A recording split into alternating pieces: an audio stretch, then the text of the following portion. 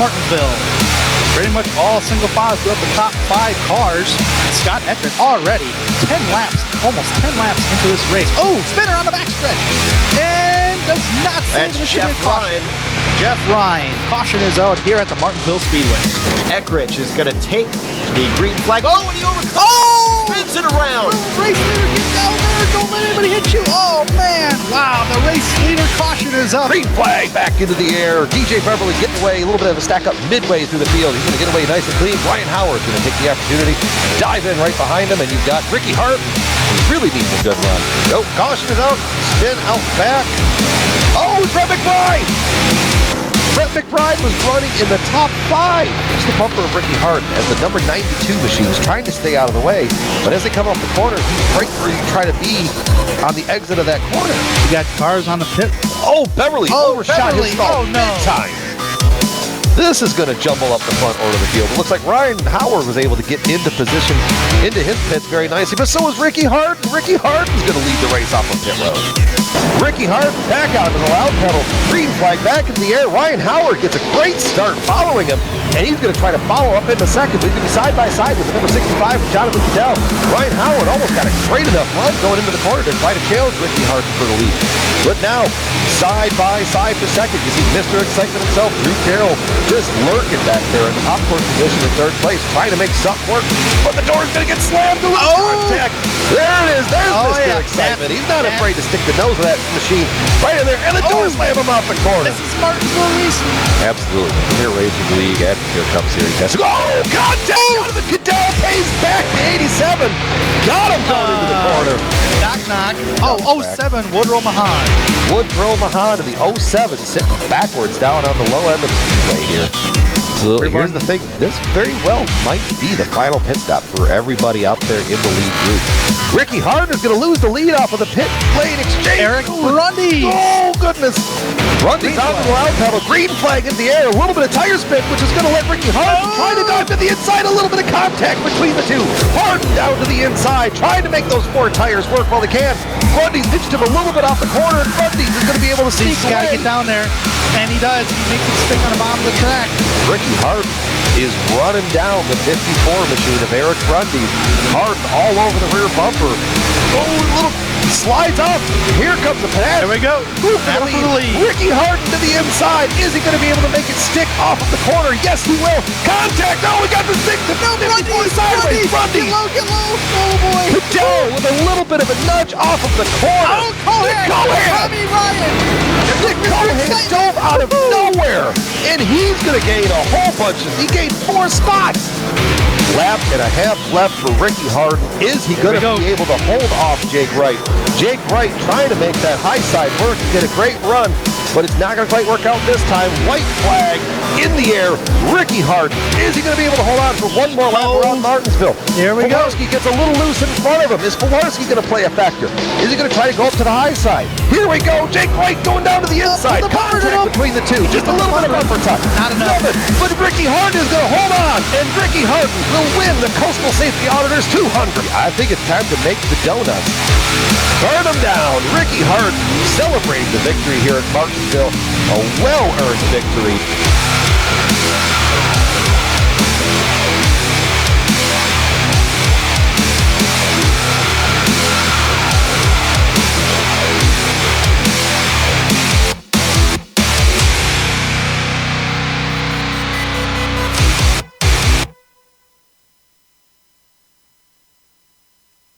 The lights are off and away they go. Extremely loose. He's managed to hold on and He missed the complete. He's crazy. Outside Freitas is on the grass on the infield before. He slides through. He tags Richard Eckert.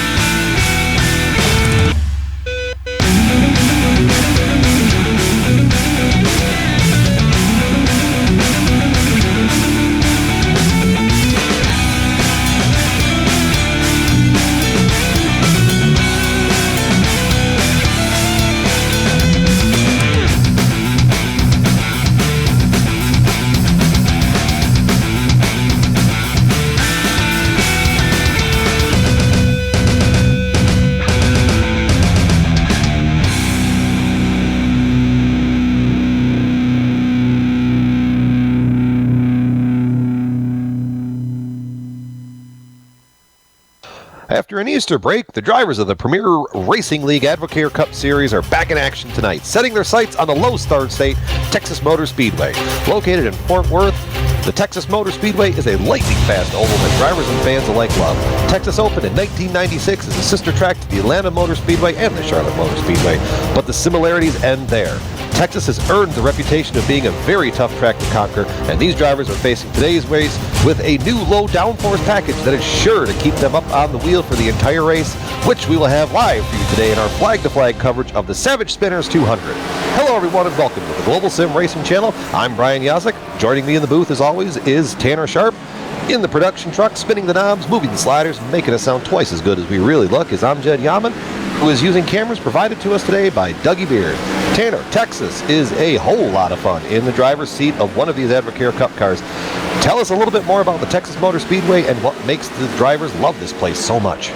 Texas Motor Speedway is nothing but speed, one of the fastest tracks on the NASCAR circuits. As you said, it is the sister track of the Atlanta Motor Speedway and Charlotte Motor Speedway, but there's something about Texas that makes it just go lightning fast. That's why they call it one of the fastest tracks of the circuit. 24 degrees of banking in the corner, mile and a half speedway, 134 laps tonight, 78 degree air temperature, 111 track temperature, with about a 17-mile-an-hour wind. So the winds might play a big factor in today's race down towards turn 3 and turns number 4. Now, to get an idea about the track here at the Texas Motor Speedway, let's head it to our lap guide here on GSRC.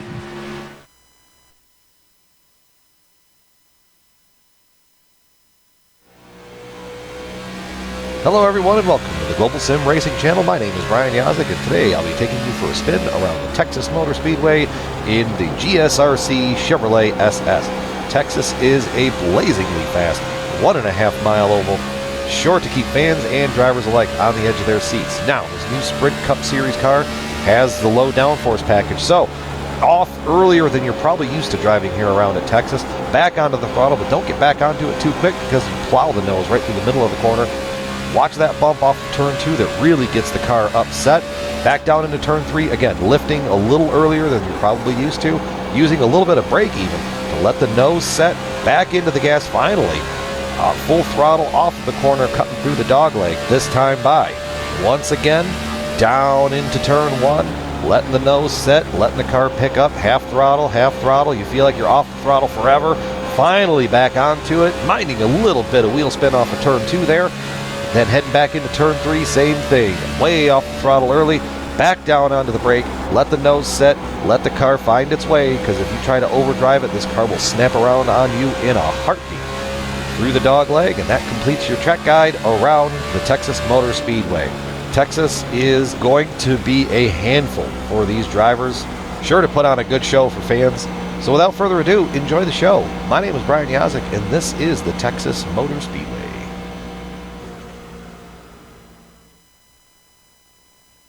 And that is the way around Texas Motor Speedway. Now, before we get into all the action here at Texas and the stories of the race, let's check out our chase standings after Martinsville. Scott Ettrick currently is at the top of the chase standings with 205 points and 2 wins. With those 2 wins, that will put him on top of the chase grid. He is currently locked in. Throw away the key, he's locked in, I shall say. Second place, Jonathan Goodell in number 65 has that win. James Poole is third. Dan Murray in 4th, and Ricky Harden in 5th. Now these guys who don't have a win currently racing for points, and hopefully they can get a win tonight. Jake Wright in number 27 will start 6th. Tommy Ryan will start, or not start 6th, but in the standing 6th. 7th is Tommy Ryan. Matt Lacrosse is in 8th. Drew Carroll is in 9th, and Steve Gottschalk is in the top 10 in the points or chase standings. And Brian, who's outside the top 10? Well, you got Big Joe Hassert there matching his car number in 11th place. Ryan Howard in 12th. Rich Jett in 13th, followed by Josh King in 14th. Rhett McBride, who we saw have a very unfortunate stumble out of the top 5 last week, slips all the way down to 15th and 16th. The last guy locked into the chase is Nick Cohan, who is looking to try to get some momentum built up for his season. On the outside looking in, you've got Don Runkle Jr. 3 points back, Jason Swan 8 points back, Jody Green 13 points back, and Eric Brundies 15 points back. So as the season wears on, this is going to be a great championship run. And I have a feeling as we get closer and closer to that chase for the Advocare Cup, that 16th position in points is going to become a hotly contested position. Oh yeah, definitely. The points are so tight as of right now, and a lot of these guys may be point racing, but I don't be surprised if some guys may take a little gamble on 2 tires, or who knows, this race might turn into a fuel strategy race. We just don't know yet, but we'll just have to wait until the action unfolds. The potential is there, and as you see right there on your screen, drivers are taking their qualifying time. This is trying out a couple new things around here in GSRC with the Advocare Cup Series. So that's where we're able to bring you live qualifying action. You see Rhett McBride, now Dan Murray, who right now is currently in the P1 position, but the number 70 of Scott Eckridge has yet to roll out on track, so we'll have to keep that in mind. He's won at least 3 of these poles as the race has gone on. Actually, he's on track right now, so I have a feeling we're about to find out what this track has in it this time around. We also want to take a moment, and we were going to talk to Rick Savage pre-race, and he will not be attending the race tonight because of a family emergency. We here at GSRC hope for the best for Rick's family and hope that everything is okay, and we hope to see him back on the track next week. Yeah, definitely. Hopefully we get to see you next week here, Rick. Got you my thoughts for tonight. On screen, Ricky Harden coming in 21st. Oh no, he's just getting his warm-up lap going. Got to get my timing and scoring up to date here. Yeah, definitely. Another driver I'm going to take a look at tonight here, Brian, is going to be Jake Wright, number 27. He just fell back on the grid just a little bit. He's right now qualified in the top 5, currently 5th. That's the guy I'm going to keep my eye on. Jake Wright absolutely dominated the Coastal Safety Auditors Grand National Series race at Milwaukee, which was live on the Global Sim Racing channel last night as well. Led the field, led the most laps, had the pole, won practice. I mean, it was pretty much a clean sweep as you can get from the driver's seat. Did you see Rick Allen maybe celebrating a little early, or maybe he's had one too many of the sponsor on the side of that car? We don't quite know yet. But then we see Eric Brundies in a new paint scheme this week, ditching the Target scheme. Maybe that had some bad juju behind it, and sitting down in that Auto Trader scheme, get some new colors. You know, drivers are extremely superstitious, and who knows? This might just be one of his things as he jumps to 8th on the board. Well, whenever somebody drives a Target scheme, I always say that guy's the target. So you get my drift there, Brian. Oh, yeah. And without surprise, Scott Eckridge, we did find out how much that track had in it, a 28.64, which put him about a 10th and a half up on Dan Murray in second place. And what we're actually going to be able to do for you tonight, one of the new things that we're running, is we're going to take you for a Savage Spinners pole lap around the Texas Motor. So, let's see here. See how he drives this place. Stop. Watch him and tell the drivers how to get around here. And remember, kids, Savage Spinners are unique river and stream lures created in the Pacific Northwest, handmade quality from the United States to entice fish at an affordable cost. Yeah, definitely. And as I said earlier, this track is just bad fast, and a lot of drivers like this racetrack because of the sense of speed here at the Texas Motor Speedway. This place is just so bad fast. It's insane. Like on the backstretch, he went 193 miles an hour entering turn number 3, and you can almost reach to 200 miles an hour entering turn number 2 once you're coming off turn 4 there. It's the longest straight, pretty much, unless, well, technically you're not really turning on the straight, but on a front stretch. But everybody gets my drift here at Texas. It's a bad, fast track. Well, that's the goal. You not be turning on the straightaways, because that typically means you might have some bigger issues. Yeah, definitely. Let's see here. I don't see anybody else rolling to take time, so we very well might have people qualified as we're qualified. No action on the track right now because the drivers are currently in a driver's meeting, so... Tanner, you know, we Martinsville last week brought us some bumper-to-bumper action. Guys were rubbing on each other. What are we thinking for this week? I mean, I was hearing from some whispers in the garage, and you mentioned it a little bit earlier in the pre-race, about 38 laps on fuel. So with a 134-lap race, it's about an easy 4-stopper. So, but depending on when that final caution comes, if the caution comes with maybe 40 to go, who knows? We might see a thrilling conclusion like we saw at Auto Club.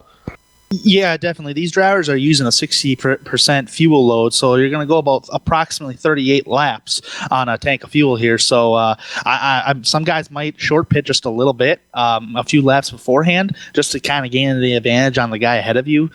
But man, these guys, we're not going to see a lot of bumping and banging that we've seen at Martinsville unless these guys decide to do some bumping and banging and trade some paint. I mean, really nothing wrong with that. But yet again, we're not at Martinsville anymore. We're not at any paperclip track. This is a 1.5 mile racetrack. There's a lot of room to race here. A lot of options here too, because it's like I said, this track's such bad fast track. And as I look at the qualifying times, they're so evenly close. It's just crazy. Really, what it's going to boil down to is it's going to come down to different driving styles. If you've got a style that is more predominantly tire saving, as the run wears on, you're going to actually find yourself catching everybody that walked away from you. So it's kind of a gamble in the driver's seat. Do you kind of ride the first little part of the run and then hope to catch them at the end, but hope that they're not too far away? There's a whole lot to think about. So. And with the tire fall off here at Texas and a lot of these 1.5 mile ovals on the iRacing service, tire wear is a huge factor. I mean, it would not surprise me to see these guys fall off 2 seconds by the end of the run. So short pitting absolutely could play in a role to this. So if we're thinking 38 roughly on fuel and we kind of take that into consideration. Who knows? Guys could be trying to short pit it at 25 and cut it, basically 4 stops, roughly. Yeah, about 4 stops. That should get them to the end. So you kind of have that in play. If you were a driver, Tanner, what would you take here? Well, if I was a driver here, let's just let me put myself in one of these driver seats here. Let's just say if I'm starting 12th place as Steve Gottschalk. Let's just say if I'm sitting in his cockpit. If I'm starting, right, I would start the race, just see how everybody plays out here. If I start sliding back, then I might just kind of save tires just a little bit, just take it easy, take my time. But if I'm starting to pass people and the other guys are trying to take their time, I would just try to be conservative just a little bit too. But it all depends on how the race plays out. And if we do get a long green flag run and we don't have any cautions, I would try to short pit just a little bit, just try to gain the advantage on tires on the guys ahead and gain a little time and hope for the cautions that if the caution does come out, they fly out the right time.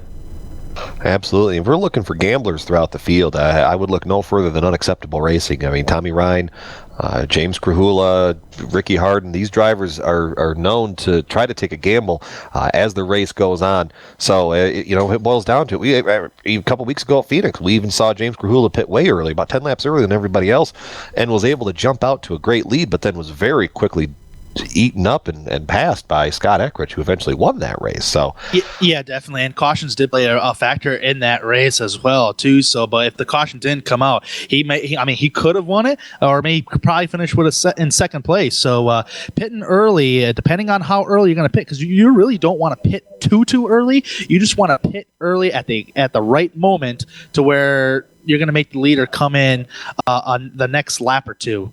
So, that's just a tough call to make, but usually it does work out for the guy behind. Absolutely. The other thing I want to take into consideration as well is the Cup cars now have a new low downforce package, similar to the real-life Sprint Cup series that you see regularly on most Sundays and some Saturdays. So what I found when I was doing the lap guide around here is you really can't charge these corners. The rear end of this car will step out on you in a heartbeat. So we're going to have to keep that in mind. Maybe you won't see guys trying to push it side by side going down into 1 or 3. And you're going to have to pay attention to the high side too, because there's that nice little bump right out of turn 2 that is known to upset cars and get them all sorts of squirrely. So especially if you try to chase it up out of 2, you'll find that wall waiting for you. So you're kind of in a razor blade of a situation. But as you see, the clock has run out. We're going to go through the field. And surprise, surprise, Scott Eckrich on pole. Dan Murray to his outside. Nick Cohan in position number 3. Ricky Harden, last week's winner, getting a great run going here, qualifying 4th. Followed by Jake Wright in 5th and Rhett McBride in 6th.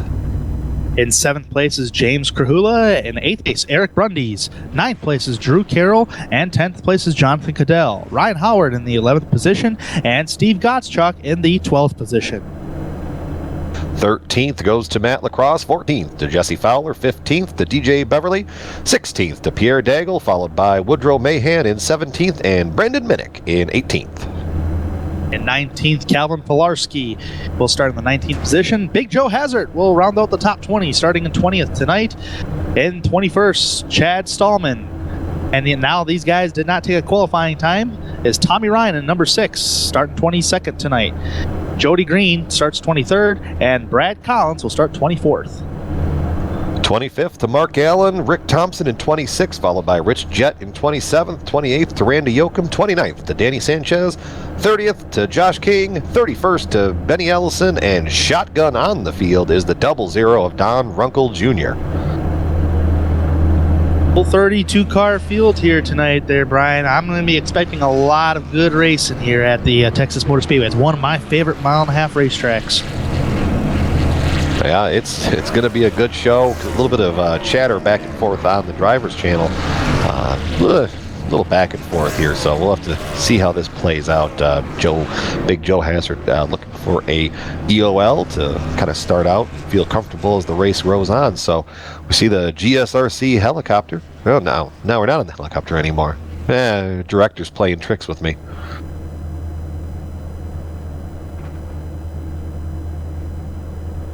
So now, Tanner, as we've talked about it a lot, I think it's come time to pick it. Who do you got for the win? All right, here's my deal on this, and this is how I'm going to do it tonight. For the win, I'm going to pick number 70 of Scott Ettrick, but as my sleeper pick is Jake Wright.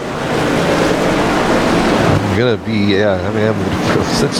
since you took that one, I'm just gonna go with Jake Wright as my pick to win this one. I feel like that he's had bad fast everywhere he's been, has had a terrible amount of luck as the races have gone on. So I think maybe tonight is the night that he's going to put it all together, all parts of the race. Also, Big Joe Hazard has actually disconnected in the pre-race chatter that I was listening to and slightly commenting on. He was worried about keeping his car under control with the new lower downforce package, asked for an EOL, and there was a little bit of back and forth, and then he just kind of left. So sorry for fans of Joe Hazard out there. But he's decided to play the safe bet, not ruin his night or ruin a whole bunch of other people's nights. We'll probably see him back next week at Bristol. But without further ado, Ford Mustang pace car looking to itch to get off the track and put the field into control of Scott Eckrich. Working their way through turns 4, Ford Mustang pace car dives off. And here we go. Green flag in the air. Scott Eckrich on the loud pedal. And we are underway in the 7 Spinners 200. Yes, sir. Get up on them horses and ride, boys. Heading down into turn number 1, Scott Ettrick, the race leader. I believe that is Dan Murray, who got the run entering the corner on the high side. He's all clear of Nick Cohan coming off turn number 2. Absolutely. He got out, as you would say, since we're in Texas now, giddy up. Scott Eckrich has checked out. Well, not quite checked out. He's gotten out to a little bit of a lead, but he has Dan Murray there, your Daytona 300 winner, and Nick Cohan, not letting him get too far away. Back in the pack a little bit. I'm seeing some side-by-side action. You've got battle for 9th there. Well, it was a battle for 9th between Drew Carroll, Mr. Excitement himself, and Jonathan Cadell in the number 65, who has Ryan Howard just right back there in looking for 10th, and James Krahula trying to work the outside early on in this race. I don't quite think the outside move is going to be there just yet. Maybe as the run wears on, the track gets a little bit of heat to it, maybe that outside will work. Sometimes when I'm side by side with somebody, I like working that outside lane because you can probably get a great run off the corner. But right now, everybody's single file on the bottom of the racetrack. That bottom of the racetrack is probably going to be it definitely is the fastest way around this joint. That is for sure. A little update also. It looks like the number 6 of Tommy Ryan and the number 13 of Jody Green, I believe they started from pit road. So rather than go through the parade and pace laps, they decided to just start out back, let the race run, and see where it kind of ends up. Tommy Ryan, Jody Green also, both unacceptable racing drivers, just hanging out, letting the race flow, hoping for an early caution to get them caught back up to the end of the pack. Oh boy, check this out. You got Nick Cohan, Jake Wright, and Ricky Hardin.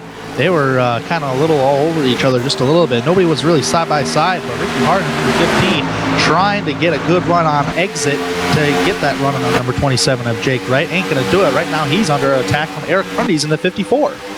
Absolutely. Eric Brundies, we know he can drive that car early in the run. but at the sacrifice of a little bit of tires. But if you're hoping for short runs, you can attack early and often. That's the right way to do it. Easy. Ooh, Ricky Hart, or who's that back there? That was Ricky Hart in the 15. He almost got into the wall coming off turn number 2 as Nick Cohan underneath Dan Murray. Dan Murray stuck on the high side of the racetrack as right now he ain't going to get the good run off. Here comes number 54 following Jake Wright at the start-finish line. And you're gonna, and Dan Murray's gonna be lucky to try to hold on to the top 5 as he's got drivers lined up. Takes a very high groove. I think they just got a little bit way out of it. Boy, that guy's gonna try to pedal it to stay off the wall. Oh, he might come very close to it, just like he kissed it. He kissed it. Oh, he kissed it. All right, he did kiss the wall just a little bit.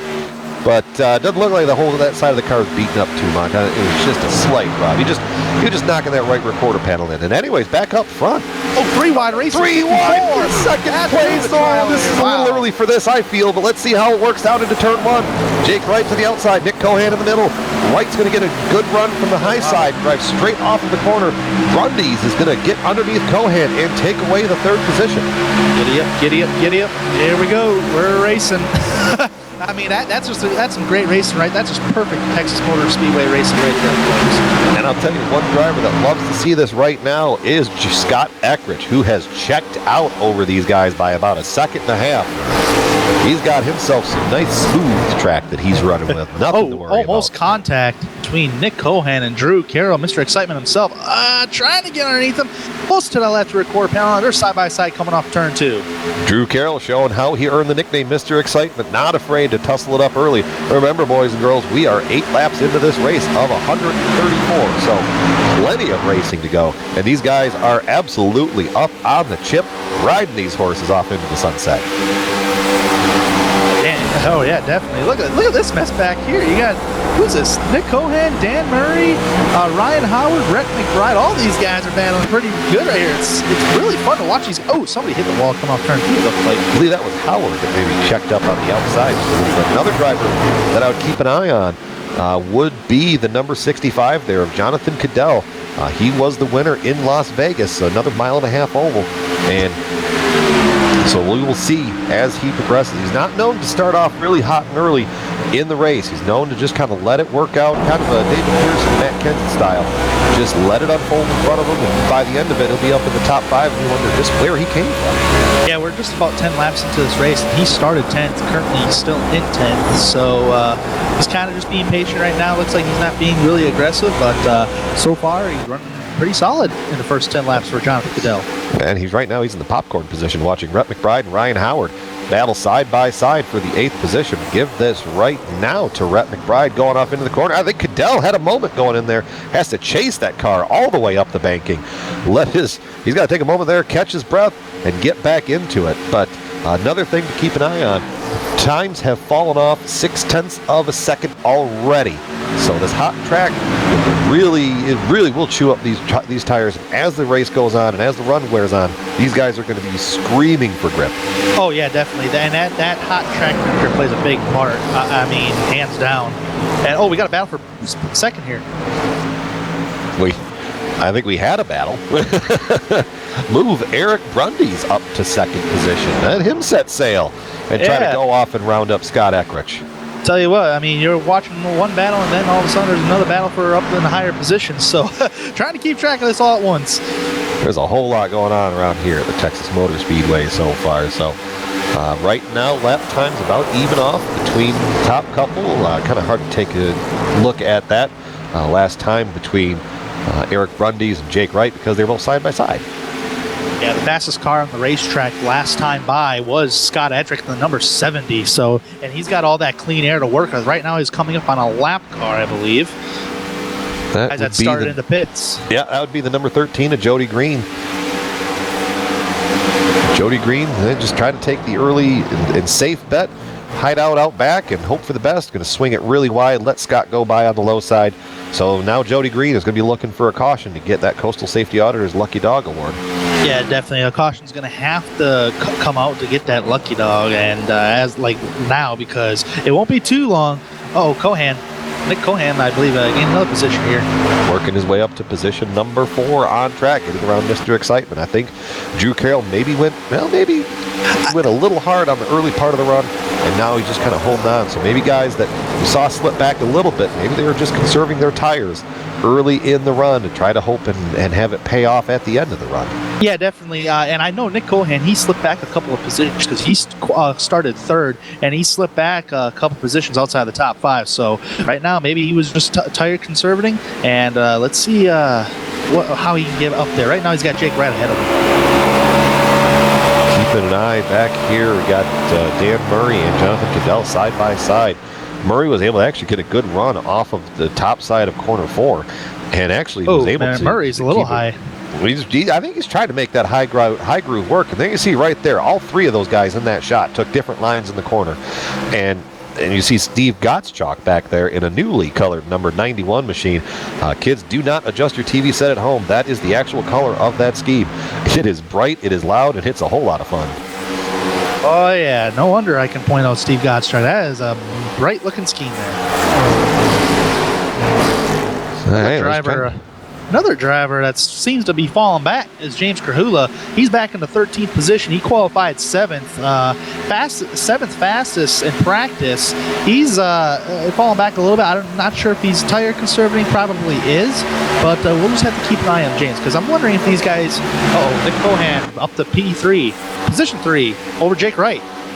Jake Wright looks like he's really struggling with the handling of that machine, trying to run the high side, but these guys maybe took care of their stuff a little better than him, and now he's just kind of falling back.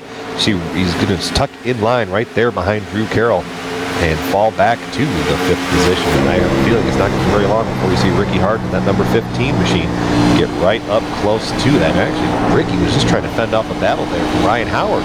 Tried to jump up to the high side. Ryan's going to make it work. I think Ricky caught a little bit of the apron there and forward. It really upset the car and move Ryan Howard up to 6th position now. Oh, yeah, hitting that apron is treacherous here at Texas Motor Speedway. You hit that apron, and all of a sudden you start getting loose. It totally upsets the car, and you're just in catch mode.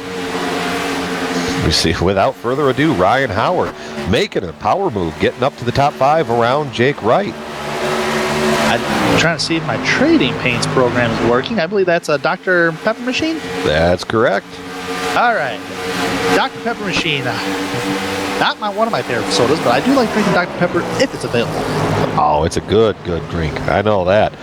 Anyways, kind of looking around back through the field. Let's see. Director, do you think you can find me some... Oh, hold on. I think I found something right here. It's right up here with Dan Murray in position 9. You got 4 cars all kind of right around each other. You got Dan Murray up there running the high side. You got Jonathan Cadell in 10th, trying to run the bottom. Steve Gottschalk. Oh, Dan Murray! Here we go. Sliding through the grass. Let's save it. No car. Oh, This is not. hold it. Down. Hold it. Get down there. Get down. No. All right. And he shows better driver control than James Krahula at Daytona. Did not come up in front of the field and wreck a whole bunch of people. And I know James will love that joke when he watches the replay. So back on. Yes, I see the replay. Right there off the top. Ooh. He's got damage of that grass. He hit that grass, and that created some damage on the right front there, Brian. I think he caught the wall first and then trying to react. He had so much wheel into it, trying to keep it off the wall, that once it caught the wall, it slowed it down enough, and the car bit, but it went dead left. So Dan Murray, unfortunate early on in the run. That's not what he wanted to see. He had his Advocare power shake in the video that he's released earlier. Quite a great video. So I know he was really amped up to run at Texas here tonight. So now with that being said, after that moment, who just hit someone? Dan Murray, he actually got really high up. He was actually rim riding by the wall up there, and coming off that corner, he was just way too close to the wall and just hit it, and it just shot him towards the inside of the racetrack. So luckily that didn't turn out to any bigger than what it was. Hanging on to it just fine, just trying to run down Pierre Daigle right there, trying to get some positions back. Trying to still run that high side. I mean, it's the old Harry Gant line up there. You know, if you're going to hit the wall, at least you don't have to go as far. Yeah, definitely. And there's really not a lot of grip up there at this point of the race. I mean, maybe if you can get guys up there to run with you on that high side. Oh. He's hitting pit road right now, lap 23. I mean, he fell far enough back. It's not a bad strategy play because, I mean, looking at the leaders, they're already falling off almost 2 seconds, after this point. I mean, and I'm looking, and Scott Eckrich is my mark on that. His best time was a 29:04. His last time was a 30:76. So these drivers are falling off big time on speed. So Dan Murray, I think, is going to try to do some short pit, get himself caught back up into the field. But I have a feeling if there's some guys up front that might want to try to take a run at Scott Eckrich, who already has opened up a huge gap over Eric Brundy's of just over 3.5 seconds. It's going to take an effort to get up there and get him, but if you short pit, that's going to help you out a lot to get up there. 4 tires on the number 5 of Dan Murray as he's now exiting pit lane. He's going to stay on the apron of the racetrack until the exit of turn number 2, I believe. So right now he's got 4 fresh Goodyears, and I believe he's only 1 lap down, if I'm not mistaken. So if a caution does come out, he might not get the lucky dog, or depending upon if he's a first car lap down or not. But as of right now, if I'm Dan Murray, I don't want a caution. I just want to try to gain as many positions as I can by short pitting like that. Absolutely correct. You need to let this race run out, because every lap that he clicks off, he is roughly 2 seconds faster than the leader. So that's 100% his game plan here. I'll be curious to see when Scott Eckrich decides to peel off the pit road. He's really got no pressure out behind, just as I said a second ago. He had a 3.7 second lead. Well, now this time he has a 4.5 second lead. Did I hear over the radio the 6-car Tommy Ryan pitting? Yep. It seems like all the unacceptable racing boys are hitting pit road a little early. Yep. It was Tommy Ryan, James Krahula, Ricky Harden announced it as well, and there they all are right on pit road. Yeah, definitely. Everybody's coming down pit road right now, short pitting, and we did say about 38 laps, so it sounds like tires is the biggest key factor. And as you pointed out, we're about 2 seconds off, and we got a lot of takers down pit road. Cohan announced that he's going to hit pit road. How many more times around till Scott Eckrich? He's still on it this time. Going to run around one more lap. But I mean, when you're as fast as Scott Eckrich, I would feel no pressure to short pit, because as these guys burn off their stuff, that's just going to let you run away faster at the other side of the run. Come off the pit road. Right, and if you're Eric Brundy's, Ryan Howard, Drew Carroll, and them guys, you right now, if I was them, I'd pit like right now, and then when you get back on the track, don't burn up the tires right away. Understand what the car's trying to tell you to do, because it's a fixed setup, and sometimes you got to change up your line a little bit on the racetrack to conserve a little tires. Absolutely, that's what's going to happen here. So, see, Eric Brundy's still taking another lap around the speedway. Ryan Howard up there in third with all the drivers hitting pit road. You got Drew Carroll there in fourth and Rhett McBride in fifth. And once the whole green flag cycle goes through, we're probably going to end up doing a AdvoCare through the field. I think. Did he try to wave the car by behind him, or no? I think he's slowing down to pit. I think he's slowing down to pit. I think so. Yep. Really getting that thing down to the binders. Let's see if he can get it down. Oh no! Oh no! That's a speeding penalty if I've ever seen one. Oh, man. Well, I mean, hey, good thing he's got 2 wins and locked himself in the chase. Otherwise, if he had no wins, that would have been treacherous right there. But although he's not really 100% feeling pressured. Yeah, pit road speed limit is 50 miles an hour tonight. And when he hit that first commitment line, or when he hit that first timing cone, I think he was doing a solid 100. Oh, caution! Who is... Uh-oh. Well, I think it's... Is it the 67? Oh, no. Nick Cohan sitting sideways in the middle of 1 and 2. What happened?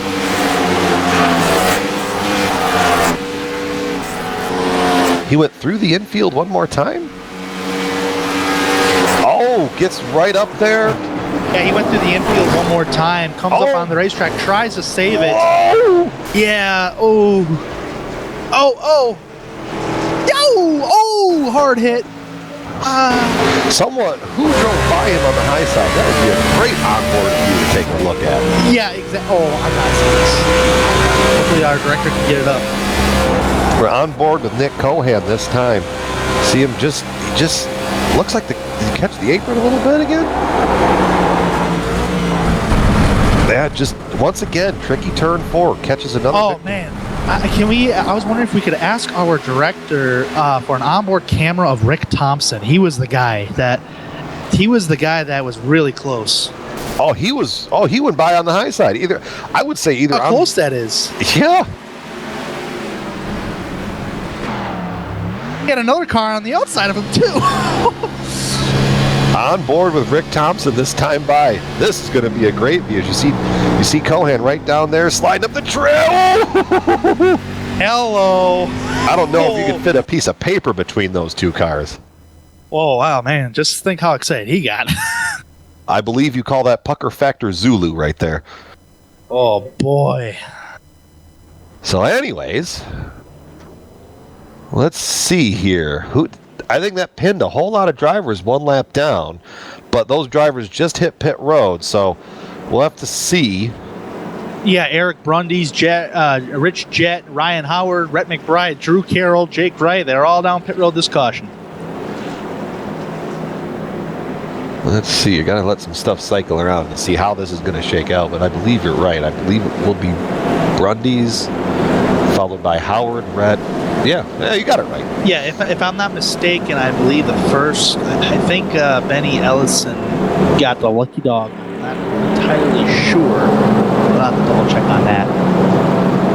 I believe Steve Gottschalk, Ricky Hardin, Scott Ettrick, they're all a lap down, I believe. Unless they took a wave around. I believe they're going to take a wave around here. I think I'm trying to figure out who got our first Lucky Dog award.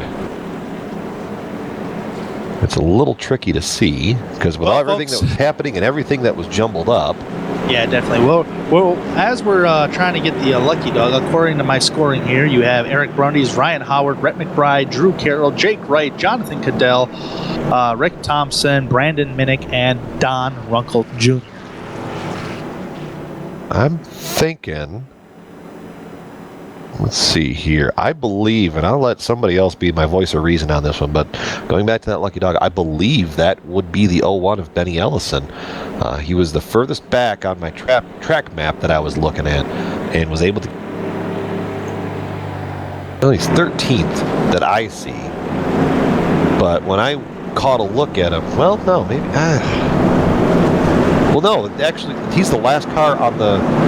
I'm looking at the lead lap. Let's see, or was it maybe Jody Green?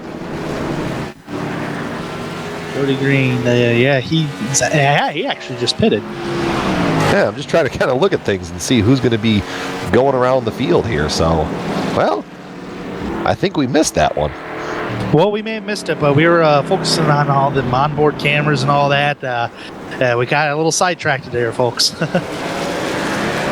Does happen. So, anyways, whole bunch of field going to take the wave around, get back up onto the lead lap, and that's going to cycle back about 21 cars, I believe. That's going to put back running up here. But yes, Eric Brundy's position number 1. Yeah, if I'm not mistaken right now, this is going to put about, 21 cars. So as of right now, the first car one lap down is Woodrow Mahan, Josh King, Dan Murray, and so forth are lap down or more. So this will definitely put 21 cars back on the lead lap. Eric Brundy's, Ryan Howard, Rhett McBride, Drew Carroll, Jake Wright, Jonathan Cadell, Rick Thompson, Brandon Minnick, Don Runkle Jr., Rich Jett, and Rich Jett rounds out the top 10. As the back half of the field is going to get caught up here and get ready for this restart. Field is going to be in the control of the number 54 of Eric Brundy's Ford Mustang pace car, itching to get off and let these horses run through the field. So taking a look here, keeping them wound down just a little bit.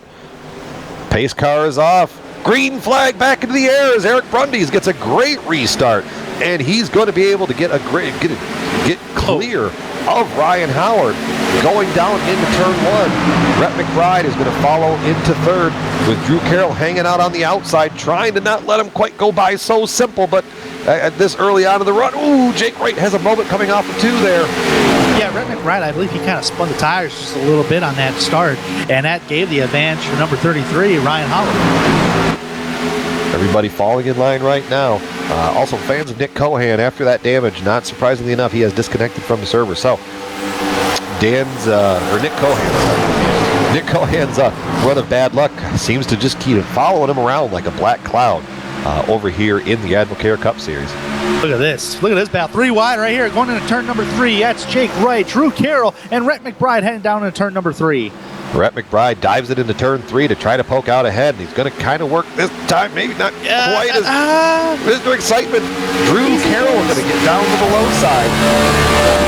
Oh man, this is some great racing right here. Good thing they're not making any kind of contact because it's producing some great racing here in Texas.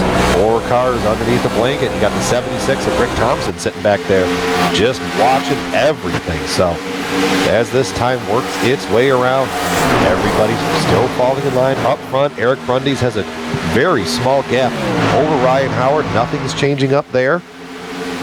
But Scott Ettrick, he's just, I don't know if he's taking his time or what, but right now he has only gained 2 positions since the restart. A little contact between the number 15 car, and I believe, who was that he made contact with? I believe that was Don Runkle in the 0-0. The 0-0, yeah, and that was coming off turn number 4, so flipping backwards. Oh, he might have kissed a wall coming off turn 2. I don't give it a whole lot of time. Now, also remember, Ackrich has slightly, well, no, he's got about as fresh tires as you can get. That caution came out when he was on pit road serving his black flag. He took a wave around, so he couldn't pit whatsoever. So the guys ahead of him are technically on fresher tires by like 3 laps.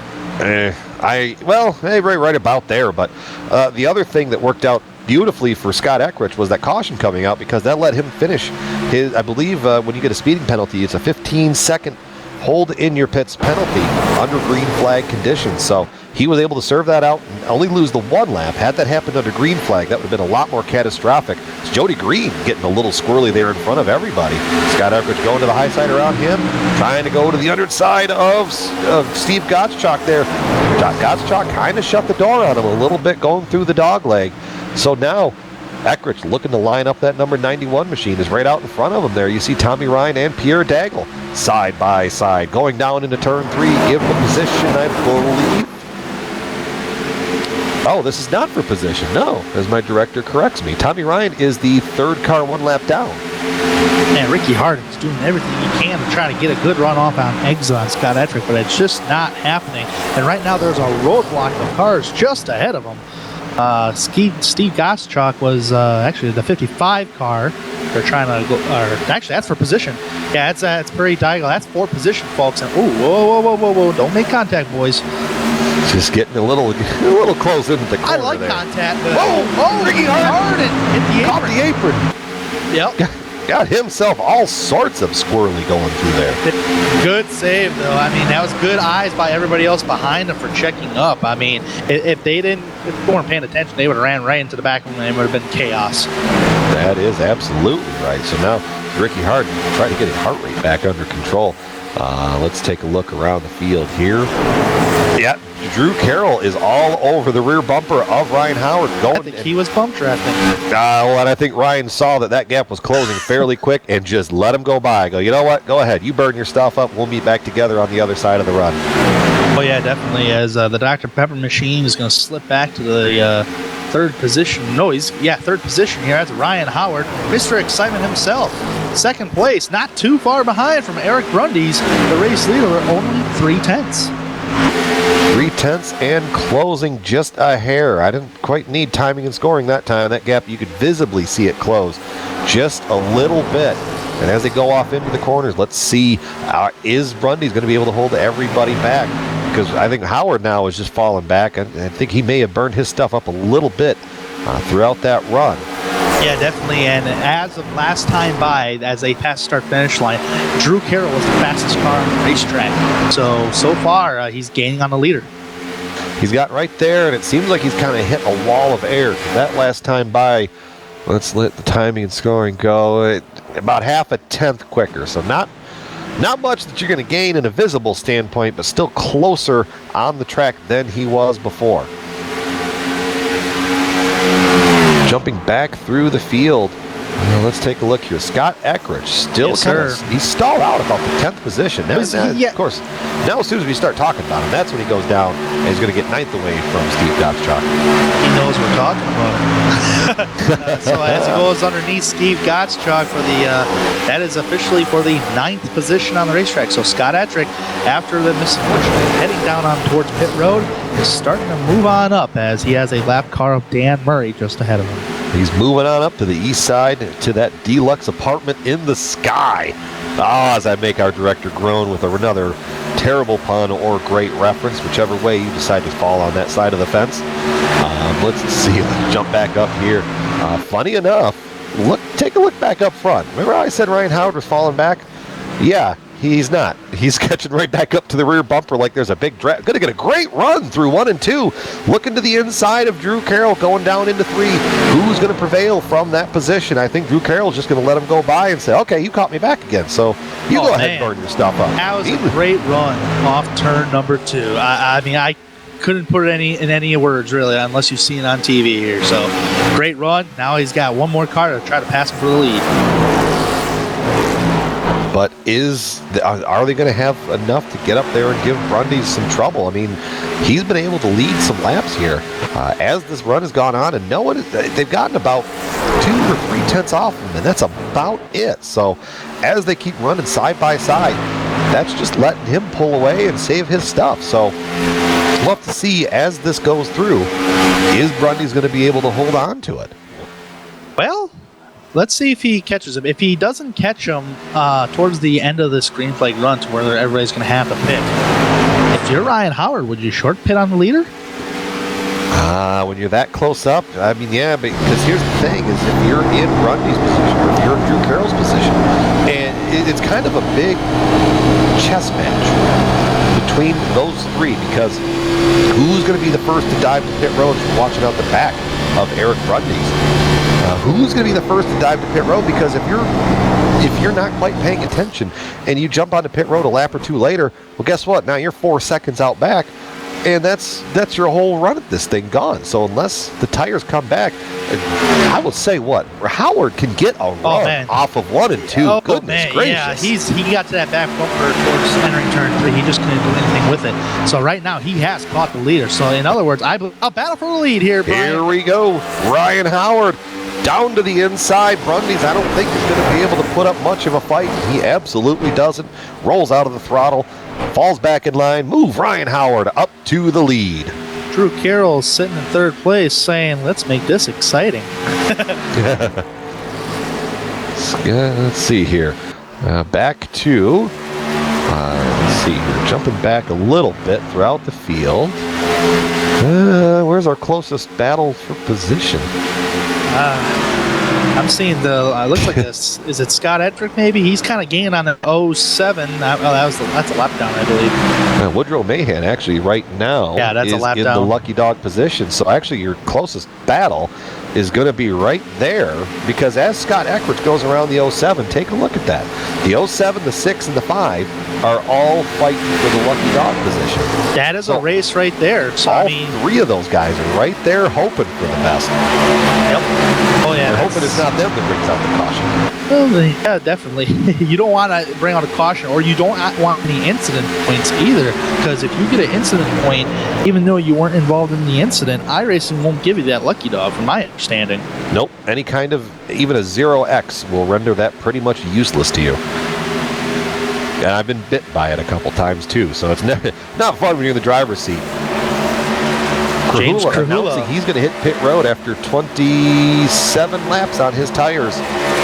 Meanwhile, the battle there for the lucky dog position is getting great. Woodrow Mahan has 2 hungry dogs behind him in Tommy Ryan and Dan Murray. Who is going to be able to prevail the most? Trying to run in the middle groove there. Tommy Ryan trying to go high. Murray's hooking the bottom. Murray's going to try to get both of them off of turn 2. Run stalls out just a little bit. They're side by side back there. This is a great battle for 22nd on the track, but who's going to be the beneficiary when the caution comes out? Oh yeah, definitely. I mean, this is a battle for position, so you really can't say, get out of the way, guys, I'm on the lead lap. You can't really say that. Those guys are battling for position on racetrack, and it's great clean racing too, so it's just everyone's responsibility to try to clean, as we all know. But 2 drivers I want to give a little shout out for today's race. They're running in the top 10, and that is Rich Jett, started 27th, currently 7th, and Rick Thompson, started 26th, currently in 8th. Both of these guys just seem to know how to take care of their stuff and be around and not really ruffle any feathers. They can just kind of get there. Rick Thompson, I think, at least after that pit stop, has probably got a change of underwear after having to dodge the 21 of Cohan sitting there. Oh Oh, yeah, Woodrow definitely. Mahan announcing he's going to hit pit road.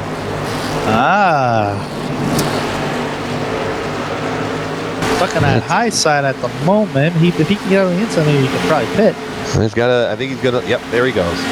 He's the Gottschalk go by, and Tommy Ryan wastes no time after Woodrow announces it. Tommy Ryan says he's going to hit pit road too, so that's going to keep those two guys battling for the lucky dog position right on top of each other. Oh, yeah. Ooh, that's going to be borderline. For 15, Ricky Harden, who's on the lead lap, is pitting.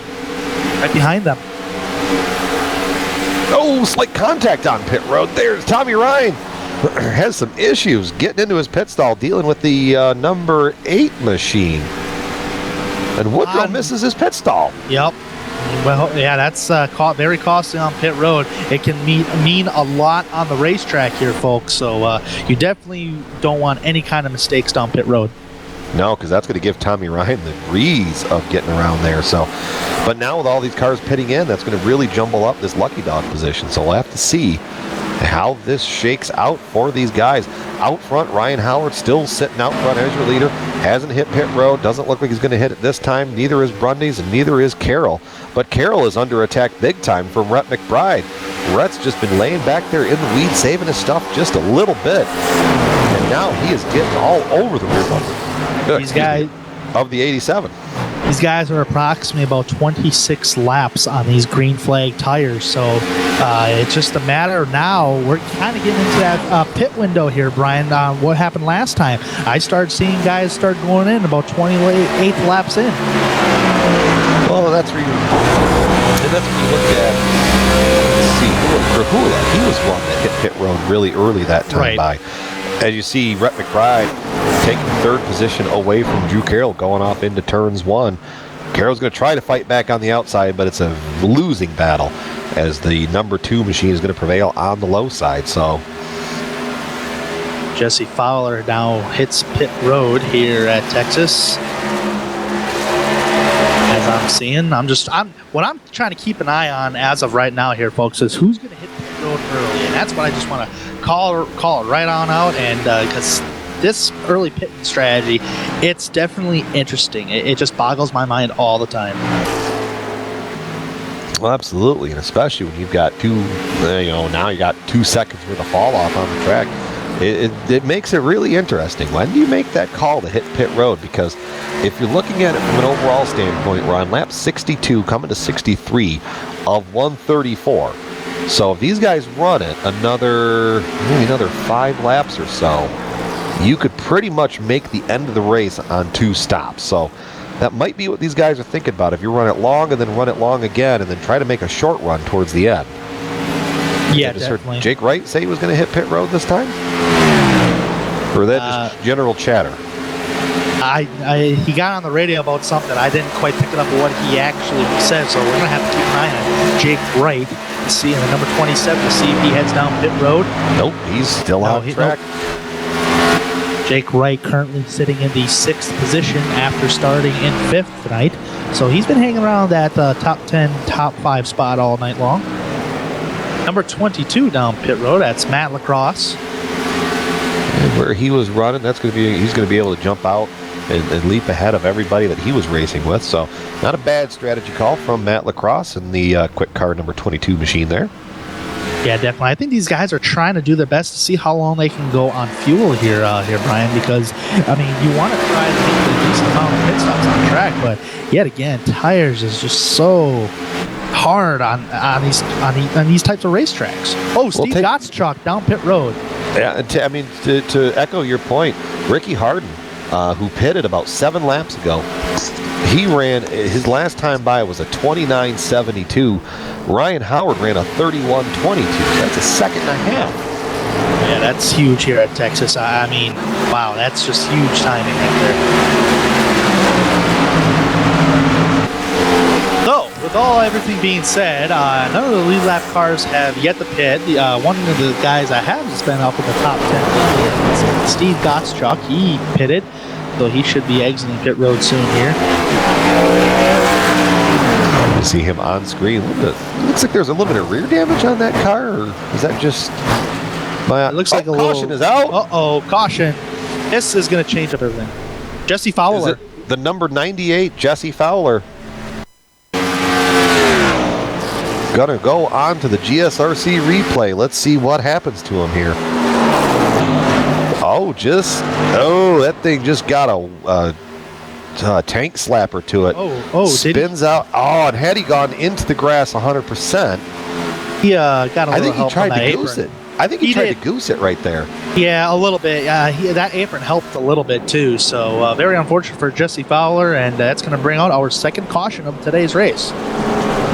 I was just going to say, my director beat me to it, but someone that does work out for is James Krahula, who is going to get your Coastal Safety Auditors Lucky Dog Award. There you see Brutus the Lucky Dog himself. Coastal Safety Auditors, your one-stop shop for fire and life safety equipment and services. So with that being said, we're just a hair shy of halfway. Green flag pit stops are going to go here, but I think once we see how this goes... Let's see, everybody, all the leaders to pit road. Not mistaken, they're all about 30 laps on their tank or on their tires there, so. And the guys that have pitted under the green flag are going to stay out, it looks like. And I imagine like guys like Ricky Harden, Dan Murray, Matt Lacrosse, Josh King, them guys, I believe those guys are going to take the wave around. Yeah, but you're really hoping for a quick caution. I mean, you got Dan Murray out there on 35-lap-old tires. Oh, yeah. Ricky Harden's on 10-lap tires. Gottschalk on 3. Tommy Ryan, Woodrow 10. So with that being said, you see the race off the pit road. Give that to the number 33 of Ryan Howard. With that being said, I think if our director will let us, we're going to take a quick little break here on GSRC. So with that, we'll come back, run you through the field, and we'll get back to some green flag racing, so stay tuned.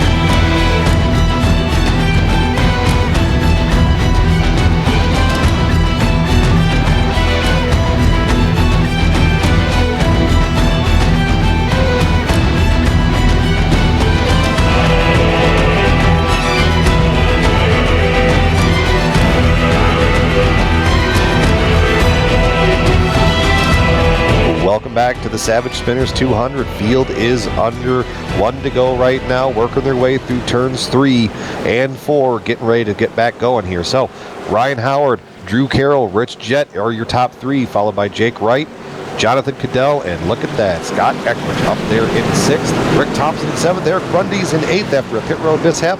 9th is Jody Green, and 10th is Pierre Daigle. But more importantly, out front, Ford Mustang pace car hits pit road.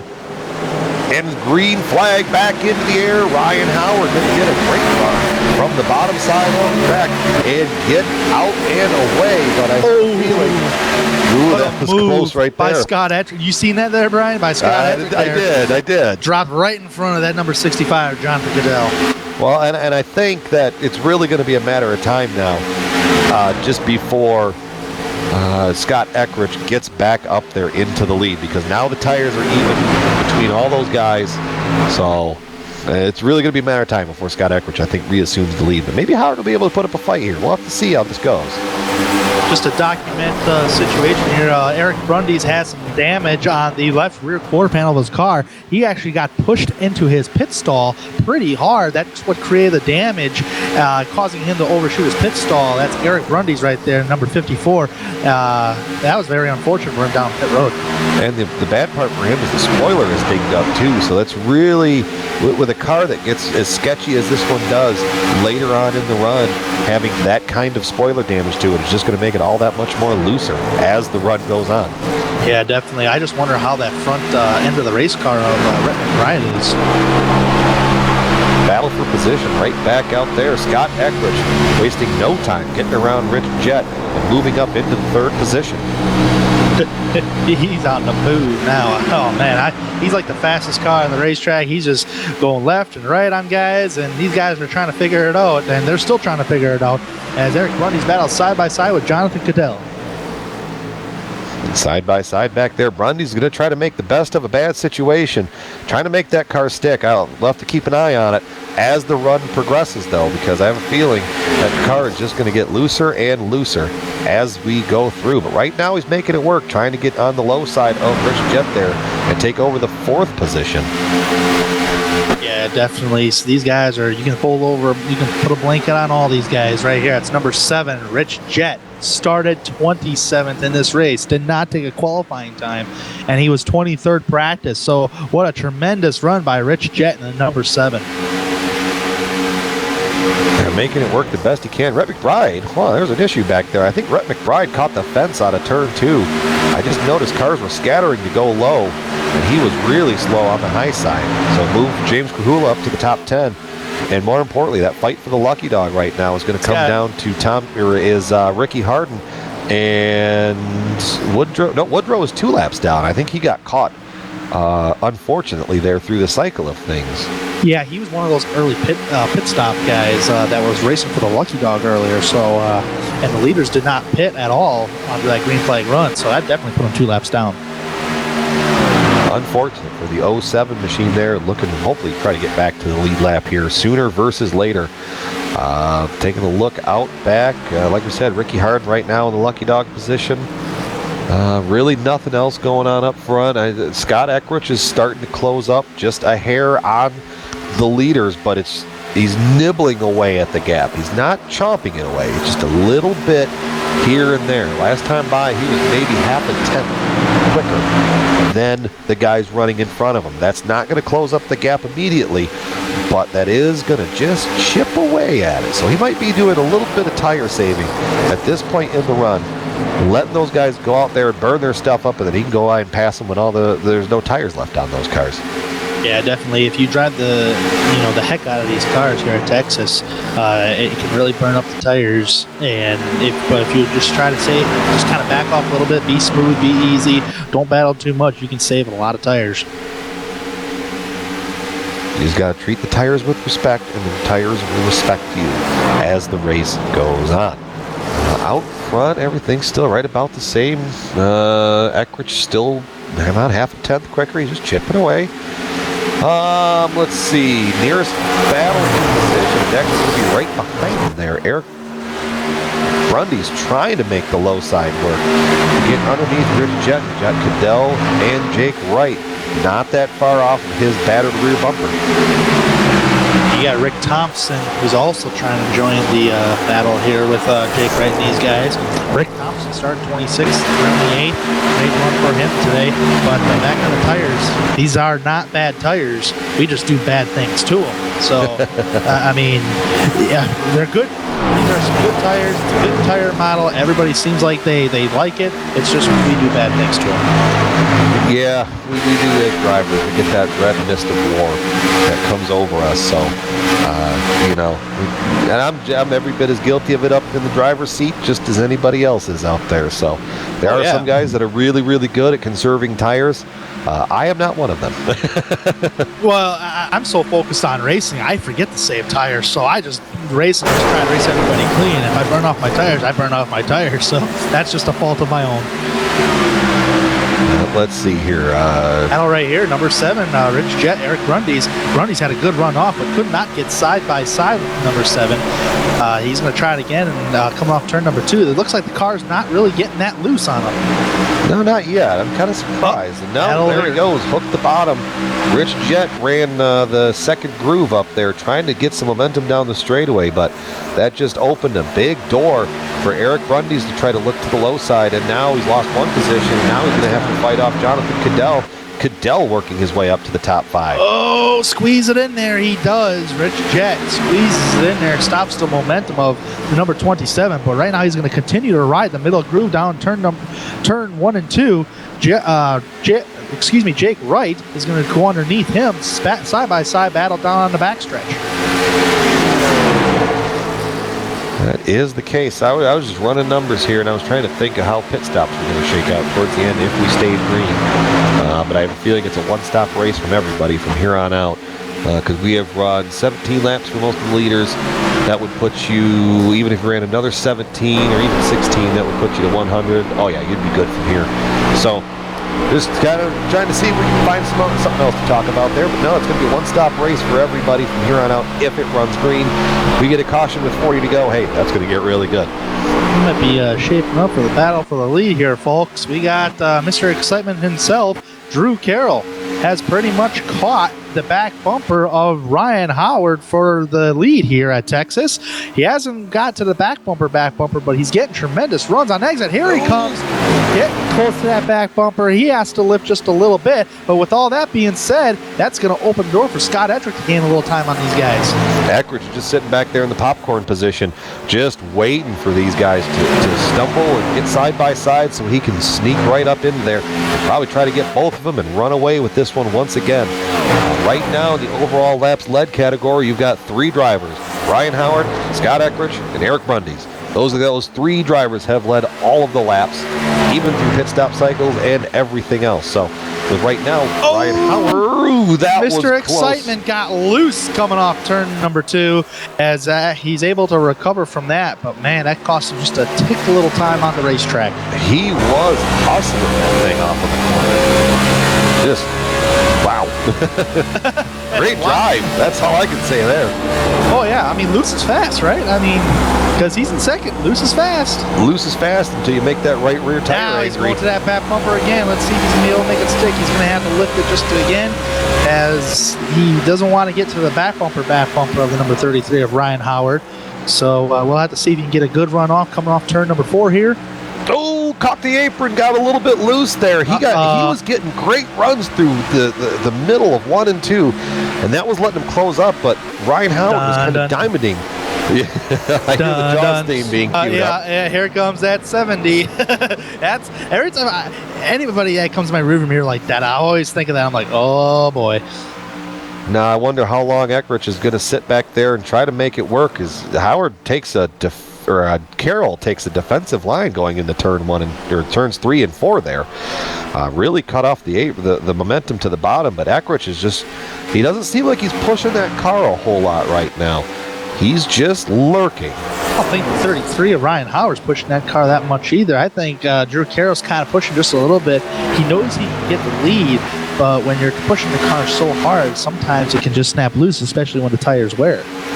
Yeah, and Texas, and especially with a lot of these high tire wear races, you really kind of have to relative watch. You have to race the gap more than anything else. If you look up and you got a half a second gap on somebody, you drive just as hard as you need to keep that gap.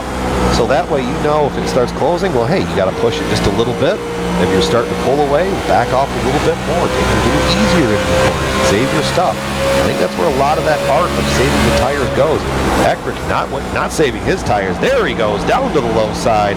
Through 3 and 4, move Scott Eckrich to P2, and now he sets his sights on the 33 machine of Ryan Howard. Yeah, definitely.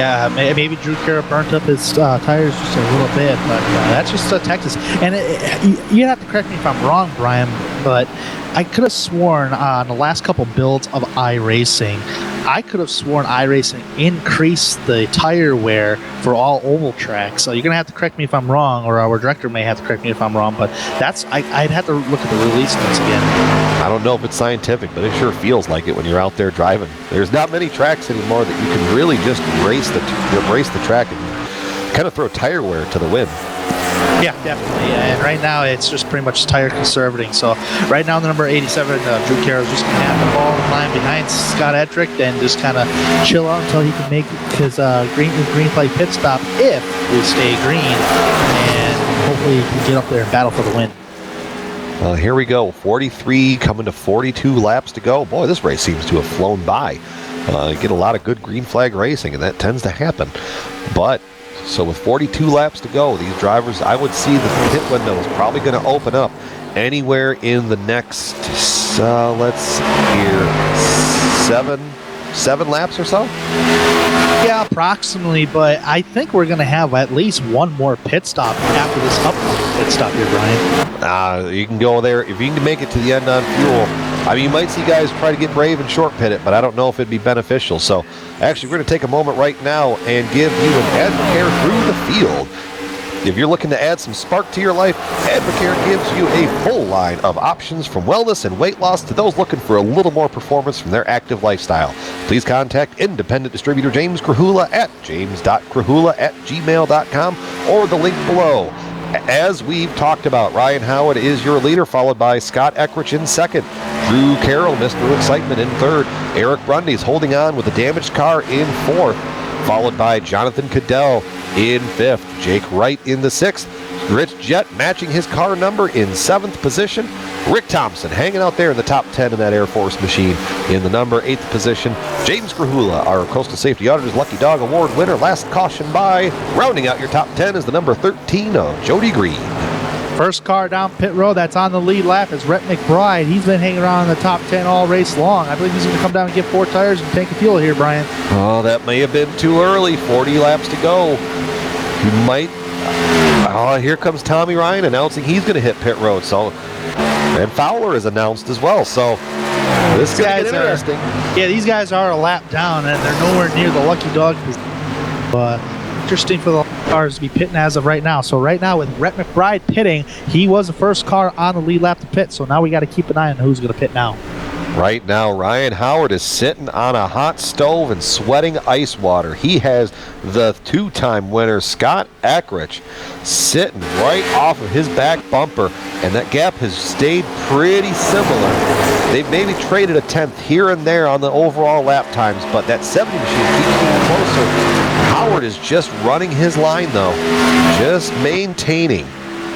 Who's going to be the first to blink between these two for their final pit stop?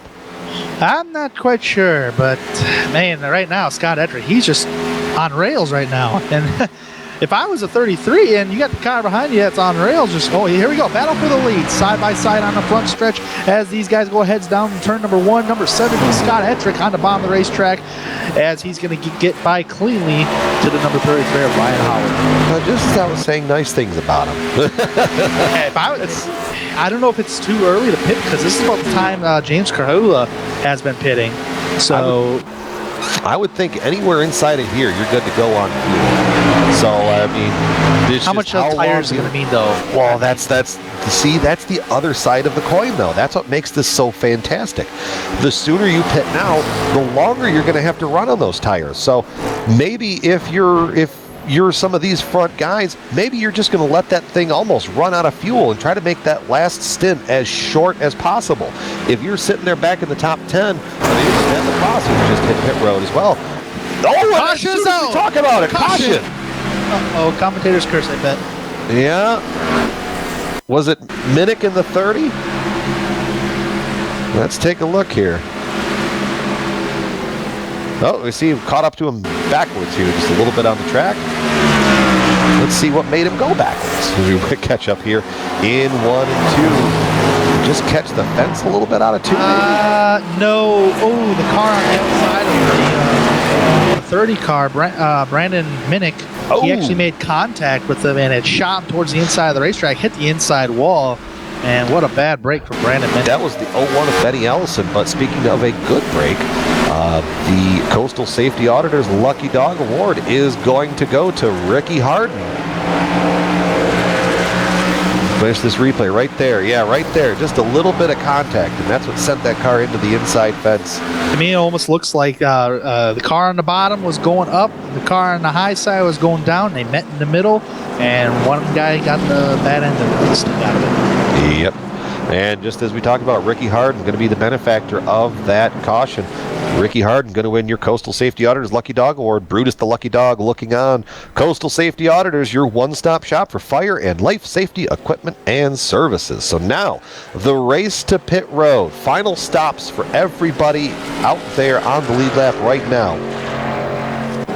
So, with all that being hits his said, marks. I didn't see anybody overshoot. Did you see anybody, Tanner? I have not seen anybody overshoot at the moment right now. Everybody's taking 4 tires and a fresh tank of full fuel and try to be on their way and try to make it to the end of this thing. I believe everybody's able to make it to the end. I think it's approximately 38 laps on a tank of fuel, and we got about 33 to go next time by. So we should be good.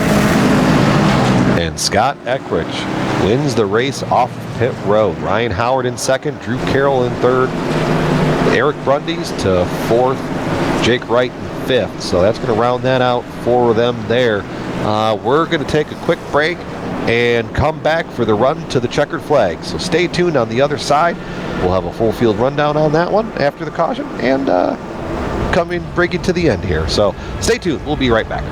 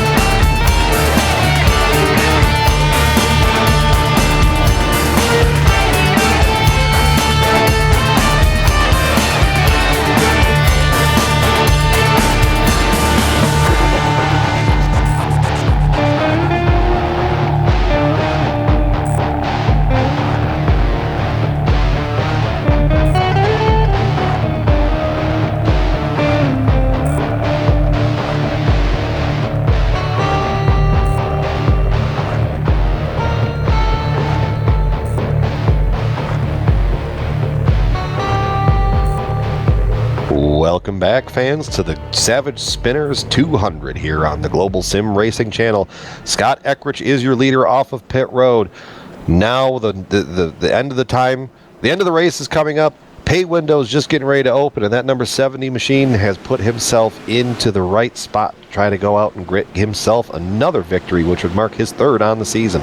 But I have a feeling that Ryan Howard, Drew Carroll, Eric Mundies, and Jake Wright, all your top 5, they're going to try to have something to say about it. So we're 31 laps to go. Here we go. Pace car's off. Field is in Eckrich hand. Green flag back into the air, and he gets a good jump, but so does Drew Carroll in the number 87. Gets a great jump, and he's going to leapfrog from third, trying to get Howard to the high side there, trying to get him cleared through 1 and 2. He's got it this time, but watch out for the crossover. Oh man, Jake Wright got just a little bit loose coming off turn number 2. He held it together right there, but Drew Carroll, position 2 right now, trying to go for the lead. Right behind 33 of Ryan Howard, as everybody you can fold over a blanket here. Absolutely. Your top 5 is settled back out. Eckrich has assumed his place in the lead. That time by, Carroll was a little bit faster, but I have a feeling it's not going to be too much longer before you see Eckrich. Whoa! Oh, Cadell and Wright, I think they hooked bumpers just a little bit. Wright got a nice run come off turn number 2, and Cadell kind of threw a little block on him, it looked like. Nothing wrong with blocking. I mean, that's just racing. A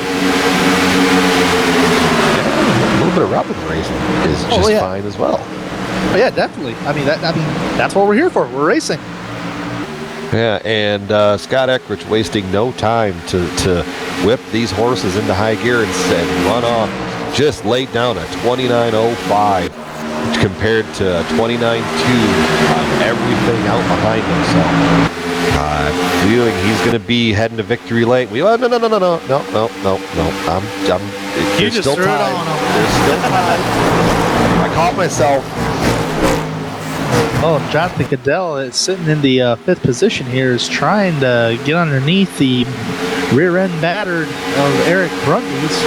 Not anymore. Cadell is actually being under attack by Jake Wright for position. That's going to be for position number 5. Whoa! Seven's going to go underneath him. No, wow. Woo. Jake Wright had a moment coming through 3 and 4 that time by. You were right, caught the apron, got that car just a hair squirrely, and tried to hold on to it. So move Jake Wright back into the 7th position, trying to just kind of ride this one out. You kind of two approaches here as the race concludes its final 26 laps.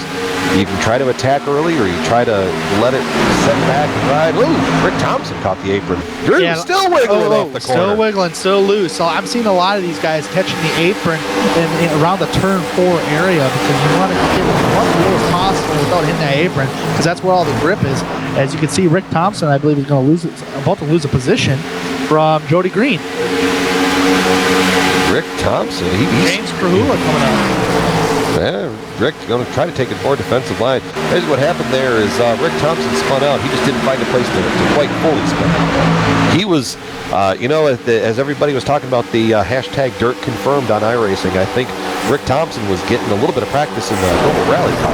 He'll be featured on the Dirt service later on, or whenever it releases on iRacing. That thing was wiggling. But right now, he is under a fierce charge from the number 24 of James Krahula.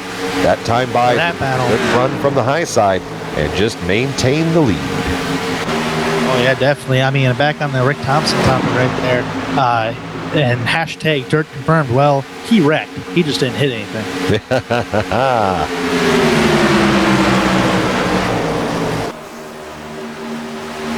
Jody Green, I would give a shout out there to Jody Green. He was a lap down for most of the race. And now look at that, as the tides have turned, and so are the days of our lives, Jody Green up to 8th position.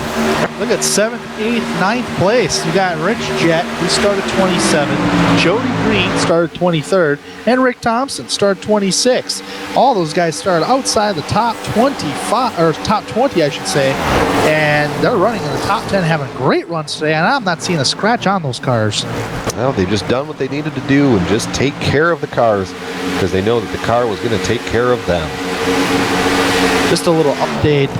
As on the 1 to go signal here, folks, before we took the green flag, Rhett McBride was down on pit road repairing some damage of his race car. He is currently sitting in the 15th position, and he's about 7 seconds behind the race leader. Just hanging out right now. I know a driver begging for one more caution, and it would be the number 5, Dan Murray's got the car. Looks like he's got that pretty well fixed up from his earlier incident, hitting the wall and mowing the grass. Yeah, mowing the grass through here, through the front stretch. Sitting there in the lucky dog position, just running there in 18th, hoping for one more shot at it before that. But now we're going to jump back up to 10th position. James Krahula is under attack. Matt Lacrosse is looking for it. They both got a little squirrely right there. Yeah, you don't want both cars walking up the hill coming off turn number 2, because that wall will just bite you, man. I mean, I've tasted that wall so many times before, and technically just had to ride it out for the rest of the race. So, as much as I love this place, that turn 2 can be treacherous. There's a bump. There's a bump off of turn 2. And it's the way that the banking falls into the straightaway. It just lends itself to, like what you're saying, it just lends itself to shooting you right to that wall. It does. And, it shoots you. Lacrosse is in position. Lacrosse looking again underneath Krahula, just in front of him. Rick Thompson looking on the inside of Jody Green. 4 cars under a fairly large blanket this time by. Let's see, Lacrosse just can't quite get the run to close it off. Krahula got a great run from the high side and got a lot of momentum wound up, but I think he overdrove 1 and 2 just a little bit. He's coming back. Here comes Lacrosse again. Yeah, he had Krahula actually drove 1 just a little bit, and Lacrosse actually had to back up 1. Someone smoking? That was the 92 machine, I think. 3 wide here. Easy, boys, easy. We're going to go 3 wide again. Ricky Hart wanted to play too, but he had to back up entering the corner there. But wow, that was close. But I was trying to make out who was on turn 4. I believe that was the 92 machine down on the apron. Maybe just hit the brakes or spun himself out down there. Who knows? I didn't really quite catch it. I think I just recognized the car. But just we were saying nice things about Jody Green. He falls away. Yeah, definitely. And back on that turn 2 topic, we were just talking about turn 2. With that banking, to me, it feels like it just shoots you to the straightaway, but also shoots you to the wall. Yeah, it's quite deceiving. If you overdrive the exit of 2, you're going to find that fence in a hurry.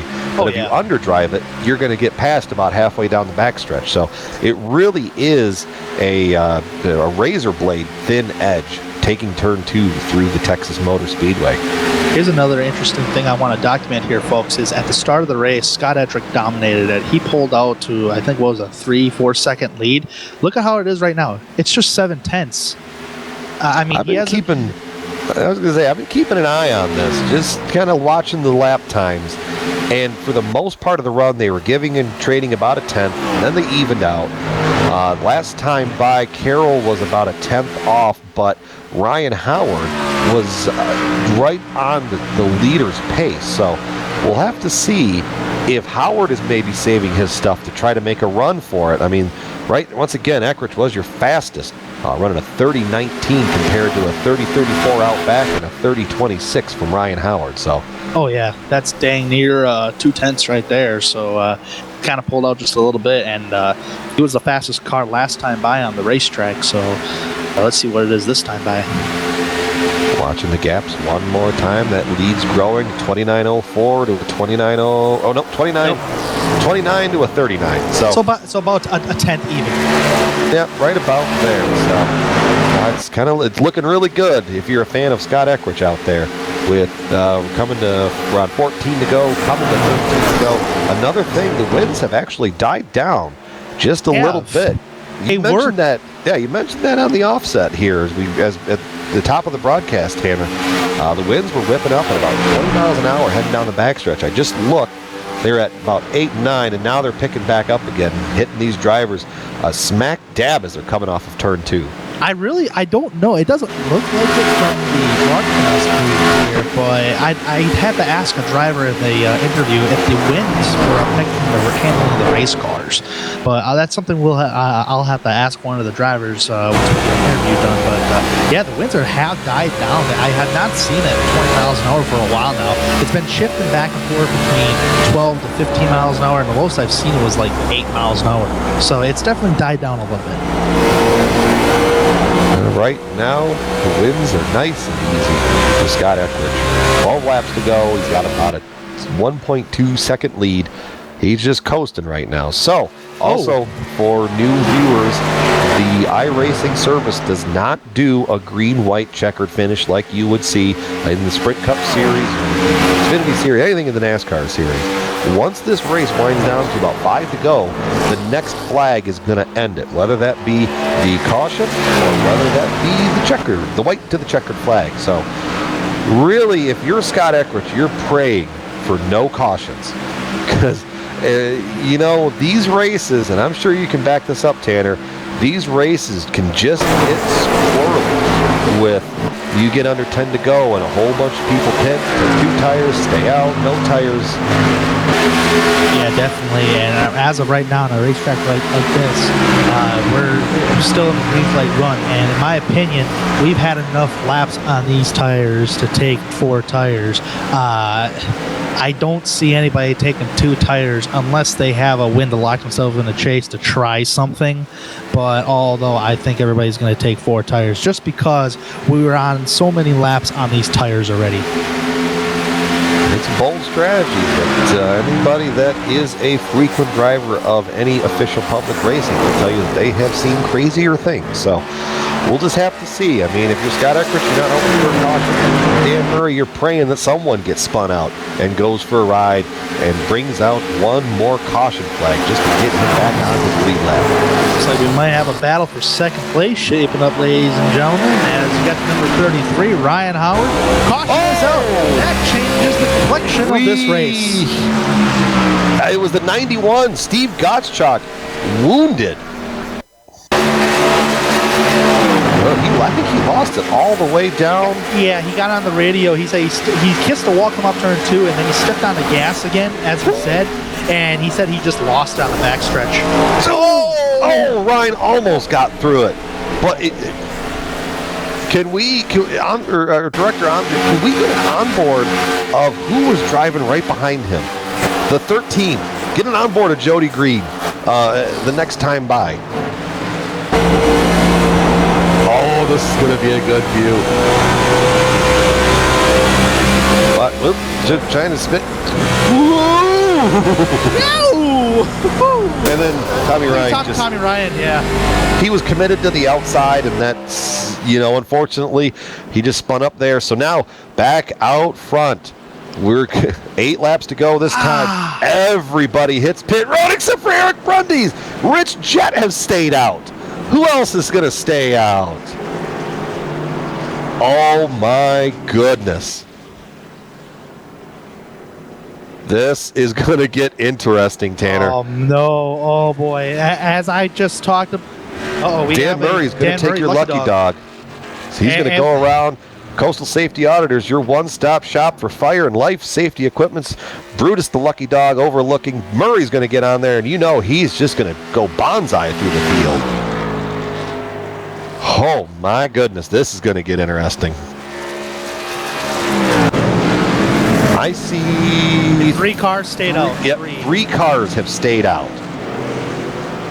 Oh, man. All right. Oh, boy. I talked about this before, ladies and gentlemen, and in my opinion, right now, that was a 27-lap run on, actually 26-lap run on them tires, folks.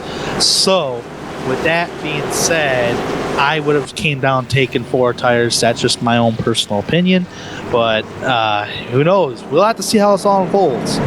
Pretty much the strategy there for some of those guys, if you're Eric Brundys, Rich Jett, Rhett McBride, you're hoping for the green flag to come out and then a quick caution to end it. And you've just stolen basically a great finish away from some of these other front runners. But if this race goes,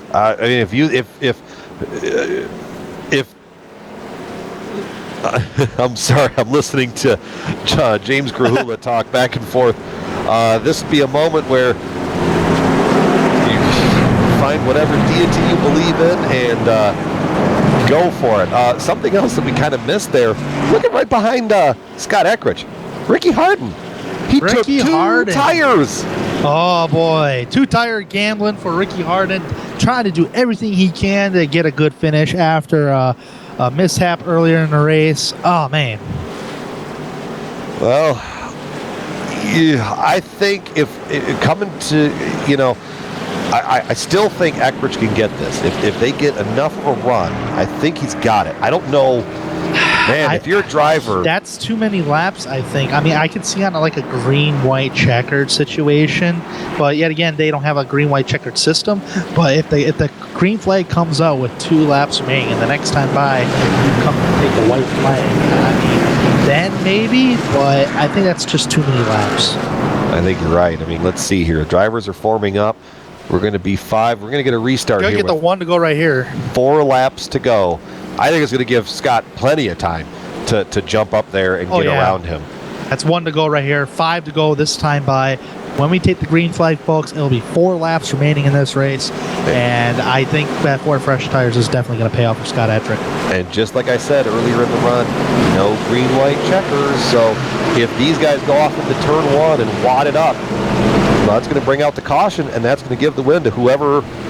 I have a feeling whoever's going to survive coming through there. So, oh man, I think coming to this restart, if I was a driver, I think I would want to be in the number 70. I want to be at least in Eckridge. I want to be in the outside row. More importantly, that's what I'm trying to say, because you know that you can probably swing it really high and wide going off into turn 1 and potentially get around everybody on the other side of 2. Yeah, and the guys that are on fresh tires are going to have to follow you pretty much because they're going to hug that bottom in the corners. Correct. Now, if you're Ryan Howard, how aggressive can you get? But you know what? We're going to find out. We're going to have ourselves a nice little Wild West shootout. Ford Mustang pace car going to pit road. Field is in the control of Eric Brundys, who wastes no time getting on the loud pedal, spins the tires just a little bit. Everybody's spinning the tires. Everybody's spinning tires. Here we go. Green flag. Red McBride. No, save it, buddy. Save it. Oh, no, the wrecking. Oh, the wreck on the front stretch. No, he saved it. No caution. No caution. We're still green. Here we go. Battle for the lead. Battle for Harden on the apron of the racetrack. Everybody's everywhere. Everybody's 3 wide off the corner. Harden got a little loose. Oh, they're spinning on the backstretch. Woo. Eckridge gets away to the lead. No. Oh, Eric Brundys falling backwards, stuck on the high side. This is the other side of the gamble. You knew you 3 laps to go here at the Texas Motor Speedway, folks.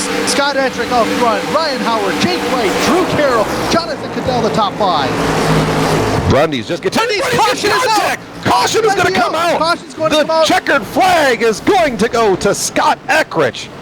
Oh, no. I just happened to be watching that battle, and Brundys just got tagged in the rear. This is a 22 of Matt Lacrosse. Just a matter of right there of 4 fresh tires versus old tires, and sometimes things like that can happen, really.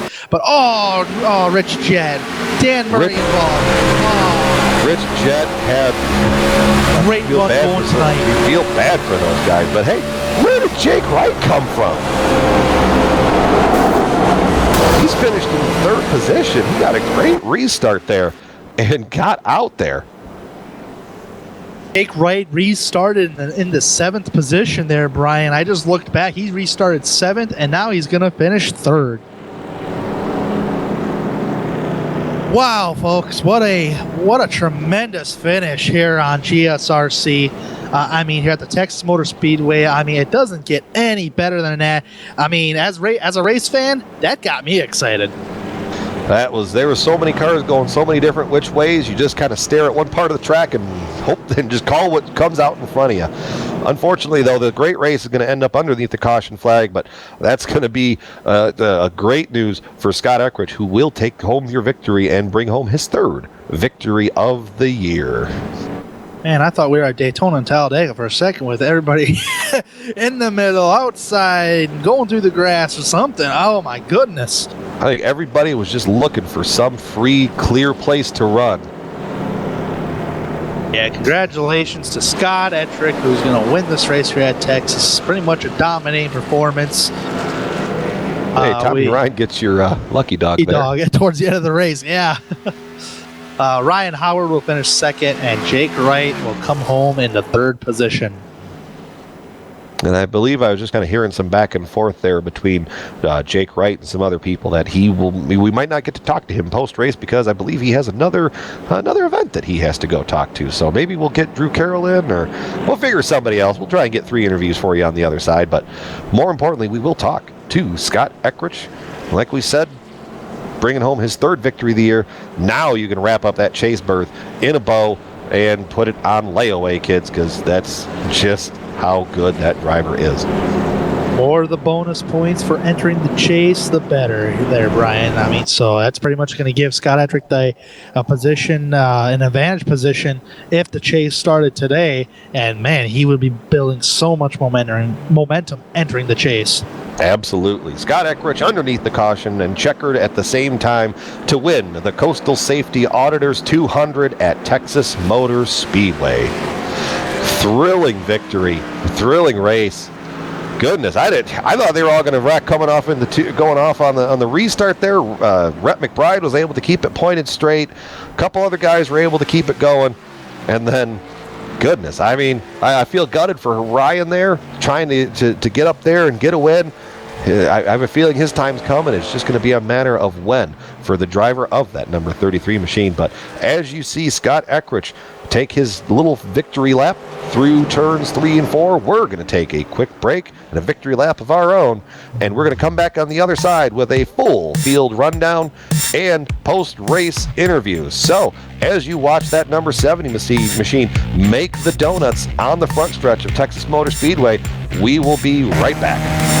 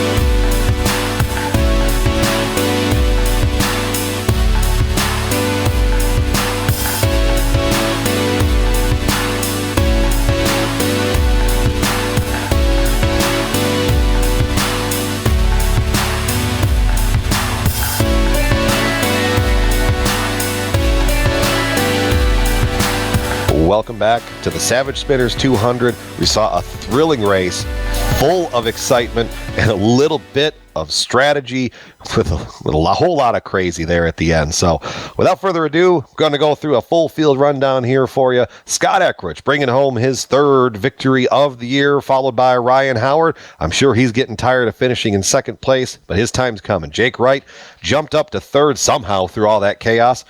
Drew Carroll, Mr. Excitement, finished fourth. Fifth went to Jonathan Cadell. Sixth to Ricky Harden. Seventh to Jody Green. Great recovery for him after being a lap down most of the race. Matt Lacrosse in eighth. Ninth to James Krahula, and 10th to Benny Ellison. And outside the top 10, you have Don Runkle Jr., who, and comment on Benny Ellison, he started 31st. Don Runkle Jr. started 32nd. And Rick Thompson, who finishes in the 12th position, well, he started 26th. He finishes 12th. Finishing 13th, you have Paris Daigle. And 14th, Rhett McBride. Beautiful save towards the end of the race right there. Eric Brundies finishes 15th. Tommy Ryan will finish 16th. And now these guys are a lap down or more. Jesse Fowler will finish 17th. 18th is Randy Yoakum. 19th is Woodrow Mahan. 20th is Rich Jett. 21st to Dan Murray, 22nd to Josh King, 23rd to Chad Stallman, 24th to Steve Gottschalk, 25th to Danny Sanchez, followed by Brandon Minnick in 26th, 27th Mark Allen, followed by DJ Beverly in 28th, 29th to Kelvin Filarski, 30th to Brad Collins, Nick Cohan unfortunately in 31st, and Big Joe Hassert not turning a lap tonight, wasn't a big fan of the setup and didn't feel he could run it comfortably, going to round out the field in dead last. So with that being said, we've got a couple driver interviews that we're going to talk to. I've caught up with Ricky Harden, who, to quote Dodgeball, that was a bold strategy, Cotton. 2 tires on your final pit stop. Tell us the thought process there, Ricky.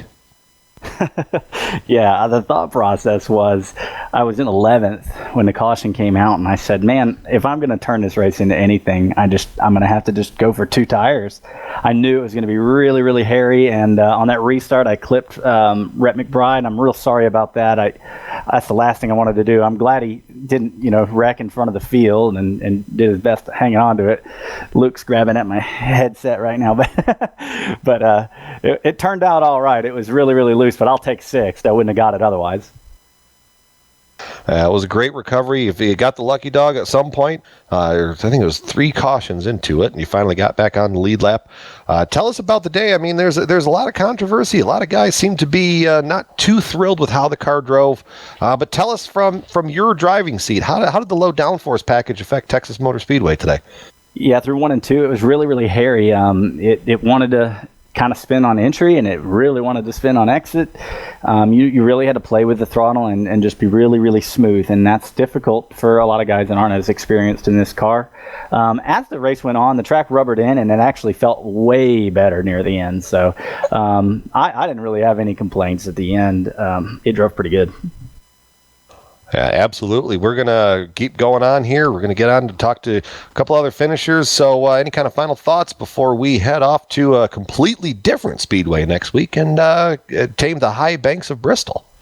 I just want to thank James Krahula. Thanks, GSRC. Thank you to Rick Savage. Sorry he couldn't be here tonight for his first sponsored race, but happy to have Savage Spinner support us and all the guys at Unacceptable Racing. Sounds good, Ricky. We'll see you up on the road next week, and have yourself a great night. Celebrate surviving and pulling a 6th place finish out of nowhere. Thank you, buddy. Have a good one, man. All right, and with that being said, let's see here. Mr. Excitement himself, Tanner, you have caught up with Drew Carroll. I have caught up with Drew Carroll, and Drew, you are Mr. Excitement himself, and I should say you restarted in the 10th position on that one of the last restarts before all the chaos happened, all the excitement happened in front of you. Tell me, you restarted 10th. How did you manage to get up to the 4th position tonight? Well, we started 10th, and I was laying back. I knew those guys were gonna spin their tires like crazy, and anytime anybody stays out with that many laps on their tires, something like that's gonna happen. So I just laid back there. I saw the commotion going on in front of me, and just gunned the thing. And all of a sudden, I came out on the other end, came around to the flag, and I was in 4th. I didn't even know I was there. I was just trying to get more spots. Yeah, definitely. We were having a heck of a time up here in the broadcast booth just calling that. That was just crazy. I can't imagine what it would be like in the cockpit view. I mean, I've been a part of that before. But, you ran the top 5 all race long. You even led laps. And there was one point where you were pretty even on lap times with Scott Ettrick. Tell me about your day. What do you think from the cockpit view? It was a fun day. I mean, the setup, everybody's complaining about it. I didn't think it was that bad. It was just, you just really had to save your tires. And the first couple runs, I really wasn't saving too much, and that's what really killed me on the second half of the runs. But toward the end of the race there, when we were behind Scott, I knew we were as fast as him. I just didn't know if we can get up there and catch him. And then he just had the long run speed dialed that we didn't, and he just pulled away from us. But I know that we're as fast as him, and we'll get him one of these days. We're right there each and every week, so one of these times he's going to slip up, be right there to take a win away from him. Yes, definitely. And I was just waiting for you to try to catch on up there to him because your lap times, we were watching them, and they're pretty much even to Scott Ettrick. But another car you've battled all day long for the lead and other positions was the 33 of Ryan Howard. I'll tell you what, that was some great racing between you two guys. I mean, what's your perspective on that? Ryan's a great driver. I mean, he didn't wreck me at Martinsville last week when I kept holding him up there in the last 15 laps, so I got to give him credit for that. But, I mean, he's great really fun guy to race around. I mean, we're starting to gain confidence in each other, and that's key of how you can race each other and, how close you can be, if you can go, pull certain moves on each other. And, it's just we got the same vocabulary on, where to move on the racetrack, and we're just getting better in sync with each other racing up front, and it's just fun to race around, especially all these guys up here are really fun to race around, and I enjoy racing, this league each and every week. Oh, yes, definitely. Well, before we let you go there, Drew, is there anybody you would like to add or anything on your mind you'd like to add before we let you go? I just want to thank everybody at Brawl Chassis Works for giving me a good race. You guys do a fantastic job. I'm really looking forward to seeing these new changes on the broadcast. Thanks to James, he puts on a great league, and congrats Scott for the win, and we'll be after him next week. All right, we will see you at Bristol there, Drew. All right, thanks, guys. Well, Brian, back to you, and I believe you have caught up with Ryan Howard. Absolutely. Ryan Howard, I have a feeling that you're not going to want to keep talking to us if you keep finishing up here in second and third position. I think you want to be in victory lane where all the champagne and all the pretty girls are, right? Absolutely. Thought we might have that one tonight. Can't say I'm disappointed, but, I've been doing this a long time, and that's just kind of how it works out sometimes. But just kind of glad to get through the carnage there at the end. That had me a little worried. Yeah, you restarted or took that final restart lined up behind Scott Ettrick. I mean, as you're coming to the green, what was going through your head there? Well, I knew it was going to be hairy. You never know in those situations. With 4 tires is just absolutely superior. So those guys up front, it's just a matter of hoping that they hold their line and don't drift up too much in one to make it too crazy. But we got through there unscathed. Everybody minded their P's and Q's there at the end, and me and Scott were able to get through. And I just knew it was going to be too tough to hang with Scott there at the end. It was real close there, and fresh tires, and figured the caution was going to come out again anyway. So congrats to him on a great race. It seemed like as the run progressed, you were one of the fastest cars out there on the track. I mean, were you actively thinking about saving your tires, or were you just kind of letting things unfold as they would? It was a real balance. The track tightened up a little bit, but it was hard to really tell because the car was just, his setup was just kind of wonky, I guess is the best way to put it. It was tight and loose and four-wheel drifts, and it was all sorts of stuff going on with the car tonight. So, Texas is one of those tracks where you always kind of have to conserve to be good in the long run. And it seemed like once the track rubbered up, you could really hug that white line, and that's kind of where the speed was at.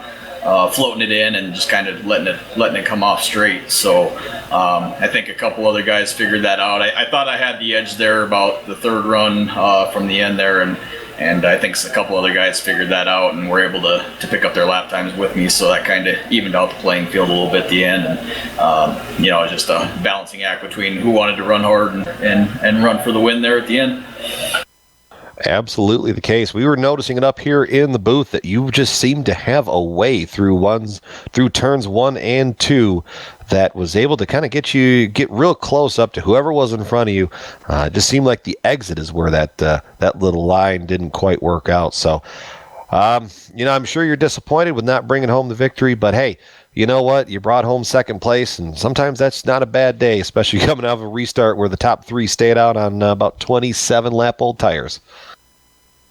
Yep, all in all, it was a great race. A lot better than I thought it was going to be. Like I said, that setup was interesting to say the least, but that's when it's fun. I don't want it stuck to the racetrack every time. So it turned out to be a great race, and we'll get them one of these races. Absolutely. So we'll see you up on the road next week at Bristol. And until then, have yourself a great night, Ryan. All right. Thanks, guys, for the broadcast. Hey, thank you. That was the voice of our second place finisher, Ryan Howard. But Tanner, I believe you have caught up with Scott Eckrich, our only, not one-time, not two-time now, but three-time winner in the Advocare Cup schedule. And that 3-time winner has turned into 3 bonus points for the chase for the championship. Scott Eckrich, congratulations on your win tonight here at the Texas Motor Speedway. But first thing I have to ask you is take us through in the driver's seat of Scott Eckrich on all the chaos towards the end of the race there. Oh yeah, wow! It was, we all kind of knew it was going to be, everyone was going to have to kind of watch out because those guys were on old tires, and we knew there was a good chance they were going to have to spin it. And I just got to the outside as quick as I could and held it down and didn't lift until I got to the backstretch. Oh man, yeah, we were watching it and we were like, all right, Scott's probably going to get this one, but yeah, there was you dominated the first part of the race, and then caution came out that pretty much pinned you a lap down to where you had to take a wave around. First off, during that time, how was the setup feeling for you? Because some guys did not like it, some guys said it was okay, some guys liked it. How was it for Scott Eckrich? Yeah, well, out front there at the beginning of the run, I thought it felt real good. And there after that, when the caution came out and I got stuck a lap down, I also had a speeding penalty there. So it actually kind of saved me. I got lucky in that situation. But when I got back on traffic, I felt like it was a lot tighter. It was, you had to work a lot smoother to get those passes. And you just had to, keep in the back of your mind that you just didn't want to run too hard to burn up your tires. Yes, sir, definitely. And tire wear was the talk of the broadcast today too, and the track temperature and all that stuff. The little bit of the setup. Another thing is, at the next week we go to Bristol Motor Speedway, and now you have 3 wins under your belt. Are you going to keep on winning these things, or what? I'm definitely going to try. Bristol is kind of a randomizer in there. It's kind of like Martinsville. You're just not quite sure what's going to happen, and wrecks there tend to get big real quick.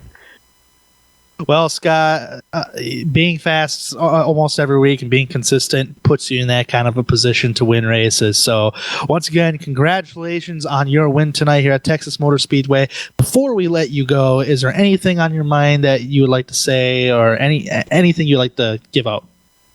I'd just like to thank the team, Steel Horse Racing, for everything they put together every week, and also the admins for Premier Racing League, James Krahula and the crew for everything they do to make sure we can get out here every week.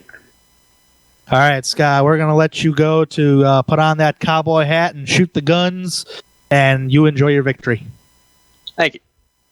Back to you, Brian.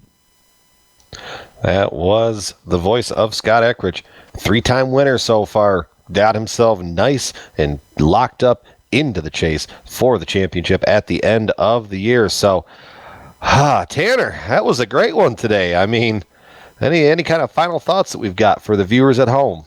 Well, Texas Motor Speedway produces great racing like that. I am just blown away by the tremendous driving these drivers do, especially when you're coming on old tires, you're spinning the tires, and you're trying not to hit anybody, and other guys are not trying to hit you. Just tremendous driving by everybody out on the racetrack tonight. So I tip my hat to every single one of those guys.